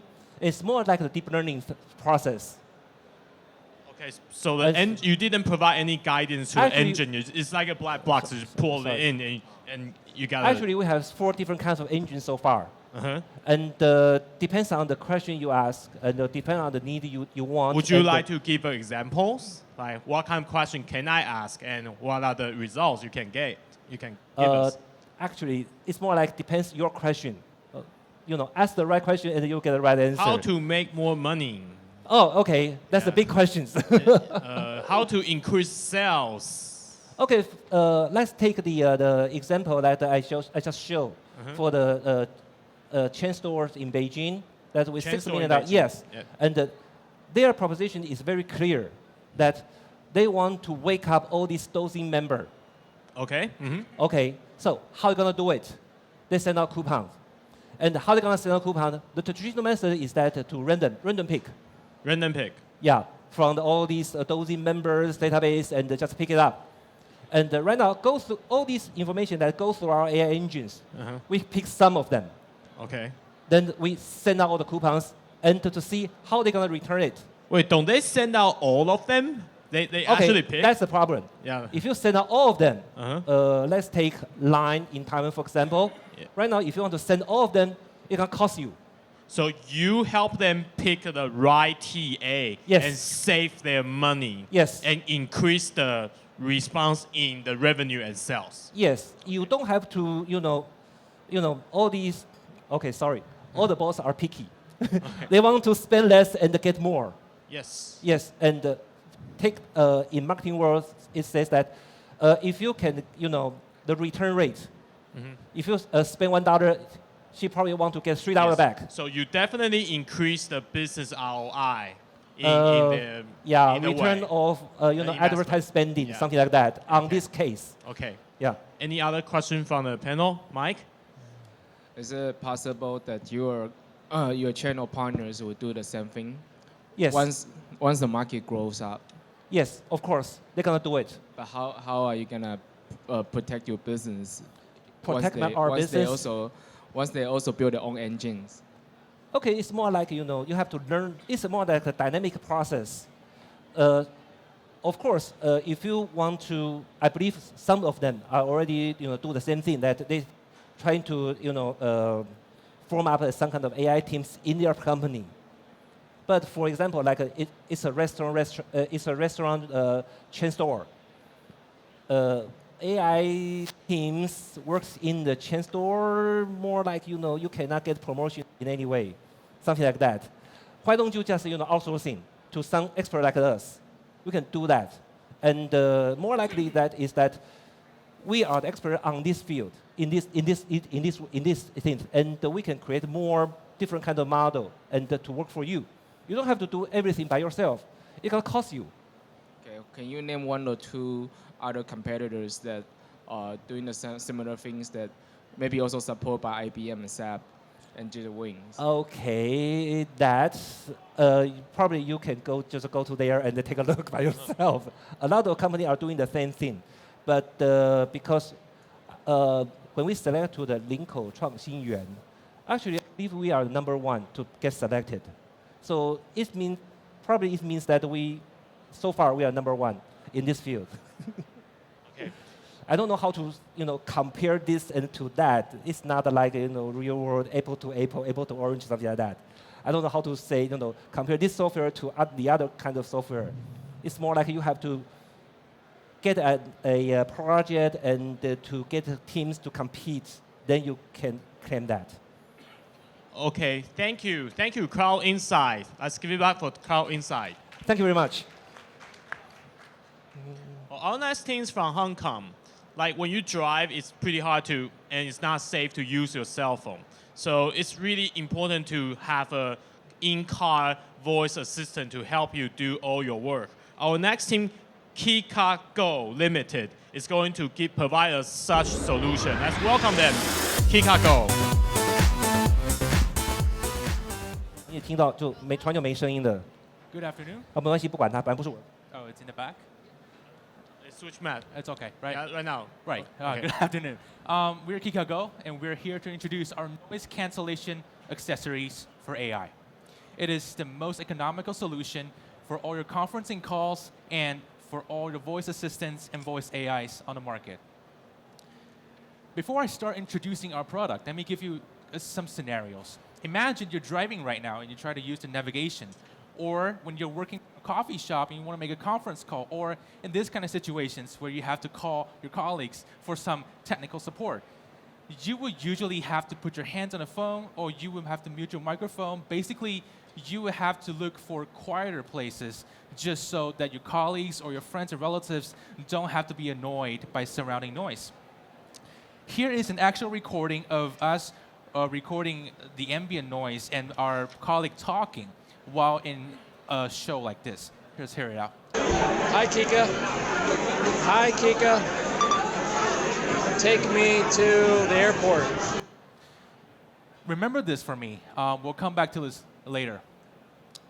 Traditionally, when users want to get noise-free voice data, they would need a professional noise cancellation microphone, or they would need a smart speaker to have a very clear voice command. And they're very expensive and they're very troublesome. You have to make sure that the Wi-Fi connection is good. You have to make sure their power is on, and that's very troublesome, very expensive for all the users. What we're proposing, our noise cancellation accessory series, is that with our series, you just need to plug it to your existing devices, whether it's your PC, it's your phone, on your car, and you can get access to all the voice assistants, conference calls, voice recognition applications without a single annoyance of noise.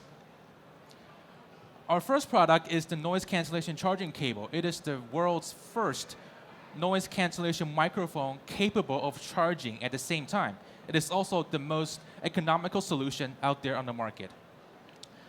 Our second product is the noise cancellation PC Mate. What this do basically, it upgrades all your existing PCs and laptops so that you can have conference calls anywhere without any noise. So for our first generation noise cancellation series, we actually won 4 awards at CES. And for our second generation, we upgraded some of our hardwares and we upgraded some of our algorithms, and we won D&I awards at Computex this year. So back to the recording I was talking about. This is a before and after noise cancellation sound waves, and I'm going to play the recordings just to show you how good noise canceling in fact actually is. Now the first one I'm going to show you is the same one that I just showed you. It's before noise cancellation. Let's hear it out. Hi, Kika. Hi, Kika. Take me to the airport. Now remember this effect, all the noise. Now here is a recording of after noise cancellation. Hi, Kika. Hi, Kika. Take me to the airport. I think it's pretty obvious that our devices actually cancel out most of the noise in that area. And this can actually work anywhere you are. Whether you're in a car, you're in a conference hall like this, you're in a coffee shop working, it doesn't really matter. So right now, we are only doing noise cancellation. But after we've done noise cancellation, we'll be moving on to other noise-associated applications, such as all the ones that you're seeing right now. And we're also putting our noise cancellation on multiple devices, docks, dongles, and all that conferencing hardware you're seeing, so that we can provide more solutions. Our business model is basically B2B. What we're looking for is we're looking to work with accessory manufacturers, whether it's for PCs, for cars, or for cell phones. And we're looking for PC and phone manufacturers. We're also looking for navigation, transportation, application providers so that we can have a bundle package to have a better effect for the users. Let's talk about the market. It's estimated that there are over 1 billion cars on the market. And from the time span of 2016 to 2018, over 1 billion laptops or PCs were sold. Our product basically serves as an upgrade. That basically means we can tap into all these markets to serve as an upgrade for them to have noise-free voice data for all those applications. If we look into the calculations, if we just tap into 5% of all the customers, that's a 100 million unit sales potential. And I would like to point out that we have yet to see any product on the market that does anywhere close to what we're doing. Here are some ongoing projects that we have. Basically, it's either for better solutions or for hardware solutions and all that, just for your reference. And here is our core team members. All of our members have experiences in sounds, in noise, in voice, related fields, so that gives us the qualification of having a good noise cancellation effect. So here is the introduction of our company. If there's any problem, just write us or visit our website. Thank you. Thank you. Mike. To what extent your hardware structure is at, do you have done your DSP, or are you only working on your algorithm and working with others on hardware? Excuse me, can you come again? Have you developed your own DSP that's embedded your software as well? It's actually a combination of hardware and software, because we actually put it on the hardware and we have our own algorithms. So you can provide module? We actually provide the DSP. module, but then you have to input our algorithm as well for the best effect, or basically for any noise cancellation effect.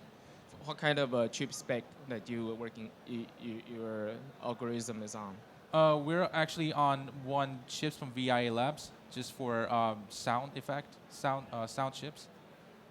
I'll have to ask my engineers for that. I see.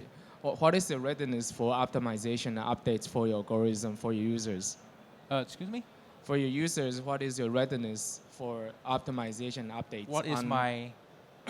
the readiness for your optimization and updates of your algorithm.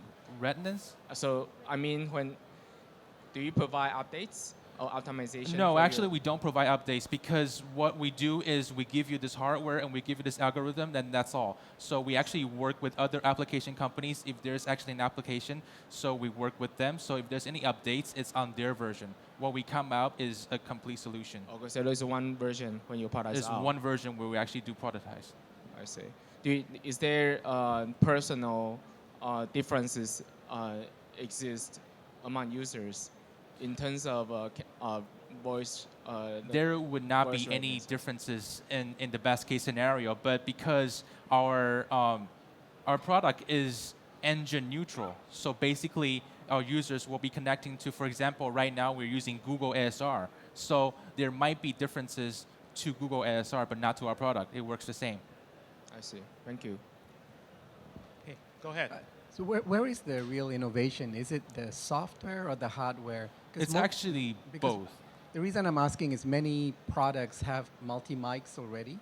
Can you take advantage of that and just run your algorithms, or is there something unique about your mic that allows you to do noise cancellation better? Yeah.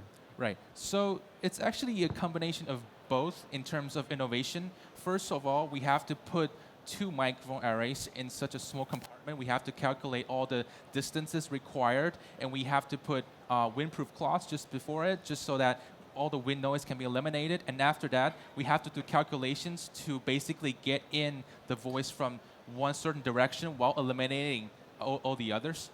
So it's actually a combination. Go ahead. It's directional microphone. It's actually a directional microphone, yes. Yeah. Actually, there are many startups or tech company in this area. So how does your solution differentiate with them? How do you stand out? So how do we stand out is what we do is actually one of the very biggest point on the market that has yet to have a very valid solution. All the other solutions on the market, if you want to use your voice commands on a car, you would need a phone, you would need a charging cable, you would probably need a smart speaker to do what we're doing, and it actually spends a lot of money. And for smart speakers, you have to make sure that your Wi-Fi connection is good. But as a company-wise, because our product has actually been developing for quite a while, and we understand what we're actually focusing on, that makes us different from a lot of startup companies. Okay, we have time for one more questions. Okay, if you know, then thank you. Thank you, Kikago. Our last team for this afternoon is from Korea.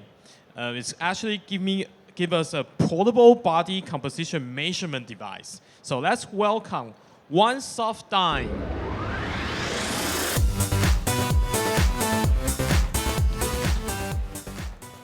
Good afternoon, everyone. I'm Douglas, CEO of OSD, and here's a quick question.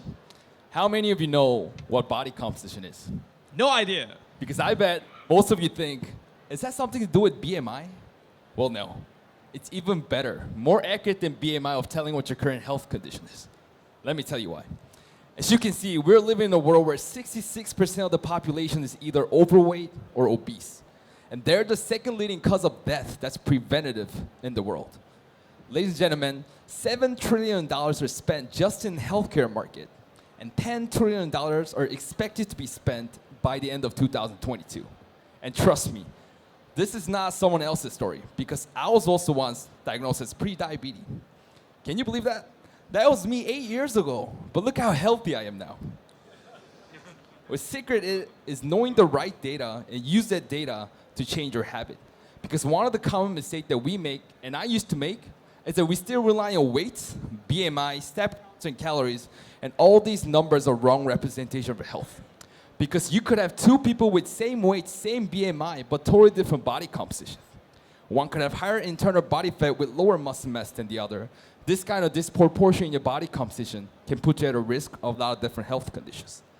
This is why I'm happy to introduce our solution, One Smart Diet. This is one and only pocket-sized device that measures body compositions with 98% accuracy. We measure your body fat, muscle, metabolic rate, body water, and etc. And the best part is that we don't just give you one printed copy of result that you get from your clinics, but we let you manage your own result consistently and efficiently through a mobile app that's free in both Android and iOS. And this is how it works. First, download our application that's free in both Android and iOS. You're gonna put your basic information about your height, weight, and age. You're gonna connect our device to your phone through Bluetooth, and it only takes 5 seconds to scan your body through technological bioelectrical impedance analysis. In 2017, we sold 4,000 units just in crowdfunding, generating $400,000 of sales. After crowdfunding, we managed to establish 9 different countries of distribution channels, generating $60,000 of monthly sales, and our 2018 revenue was $700,000, and this year, we're gonna shoot for $2.2 million. And our product is currently available in Dubai, Sharaf DG, Europe in Media Mark, and United States in Target Open House. In 2019, we launched our second generation called Features Plus. We added 2 more sensors, which can measure your heart rate, stress index, and temperature. And this device will be FDA approved by the end of this July. But of course, we're not just a hardware company. Imagine what we can do with data that we collect with our own device. This year, we're also launching our first B2B health management platform, where any health providers or third parties can manage their customers' data on a daily basis, anytime, anywhere, providing a remote health monitoring solutions.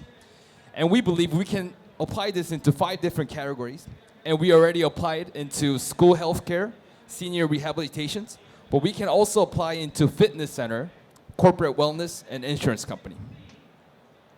These are some of the key IPs and product certification that we have for our solutions. And this is our lovely team. We have total 21 full-time employees. We have companies in Korea, United States. And we're asking for $3 million of Series A investments, along with distribution and partnership in Taiwan.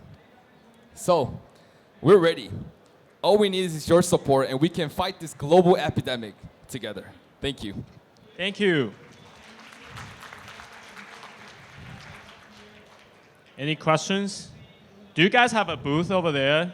Do you guys Yes, we have do. You do? If you are curious about your body composition, come to Korean Pavilion, and we can measure that in 5 seconds.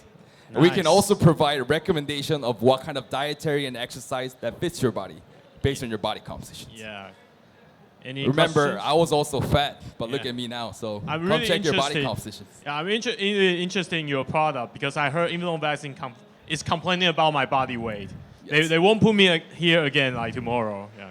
Well, the basic technology is that basically your body is full of body water. So whenever we send electric current through your body, whenever the currents meet your fat cell or muscle cell, it creates a friction called impedance. That's how we measure your body fats and muscles. Any questions from the panel? Okay, I have one for you. Like, Yes, why please. do you add the heart rate monitor to your second generation product? Good questions. So right now, individual, they usually get their health data whenever it's too late or whenever they're sick. And you can only get this from clinics or hospital.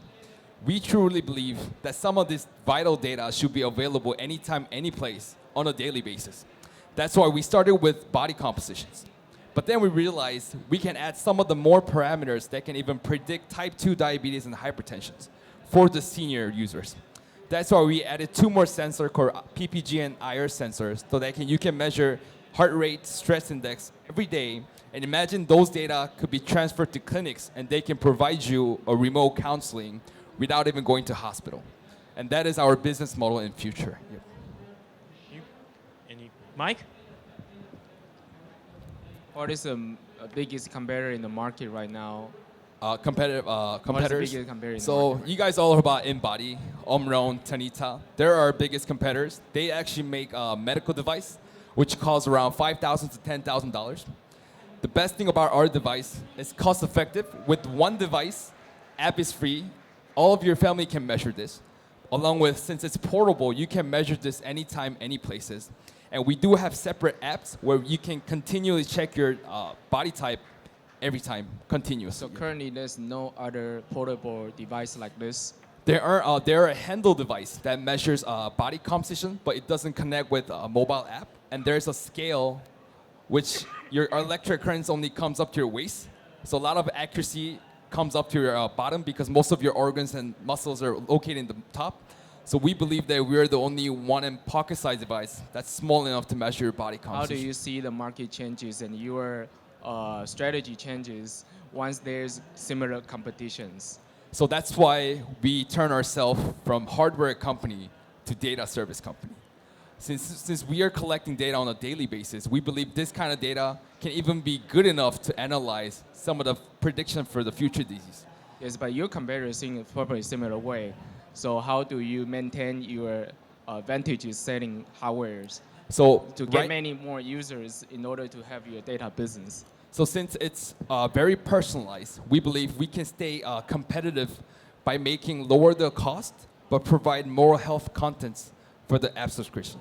Imagine with those devices, we can add more contents that fits you on a daily basis. Fitness, dietary, supplements, or even a medical or a clinic's nutritionist advice. So we're actually going into a lot of B2B partnership with different health contents providers. So we can make you as if one device could be a fitness trainer in your pockets or even your medical clinics in your pockets. So more of a personalized because right now life expectancy is growing from 70 to 100 years old. And we believe there should be a new service for this area from 70 to 100 who cannot go to hospital clinics on a daily basis. So that's why we think telecommunications or remote counseling should be the solution for the future healthcare. What is the number one complaint from your users right now? Excuse me? What's the number one complaint from your users right now? Complain? We don't have enough health contents. I'm not supposed to say this, but every year we're adding more contents. Because right now, body composition is not something that you measure on a daily basis. It's more like once a week, twice a week.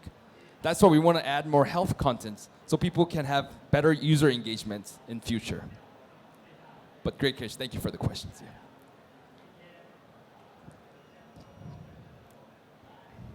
So your device actually measure the body composition, right? So you still need to stay a weight to get your body weight, right? Yes. So what is the reason for consumer to buy, buy your body composition analyzer plus a weight instead of buying an integrated one? So we do have integration. So we are currently also manufacturing scales.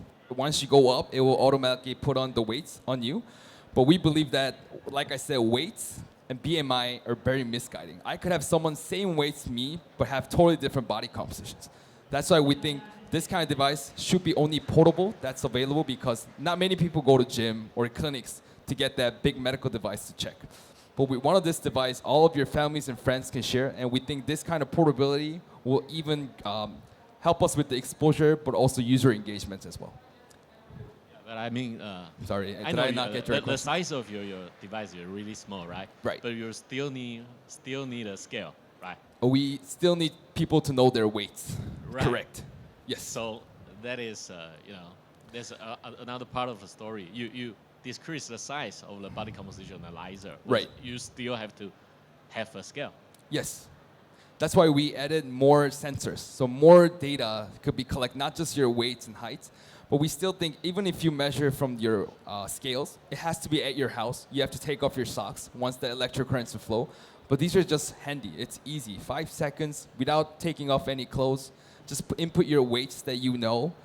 And even though you don't get the first right measurements, since it's portable, once you make consistent measurement, our data will average out the accuracy and show you the trend throughout the span of a measurement. Sorry if I did not answer your question. You can always come back to our booth. It's at the Korean Pavilion. Come check your body compositions. Okay, thank you, OSD. Thank you so much. Thank you. Okay, guys, that concludes this afternoon. Let's give it up again for our judges. Just one thing to know, there's actually a bar serving alcohol. There's a gin tonic over there, so if you can go back right across the pavilion, you can actually get a free drink if you take a picture of it. So thank you everyone for participating in today's event. Thank you.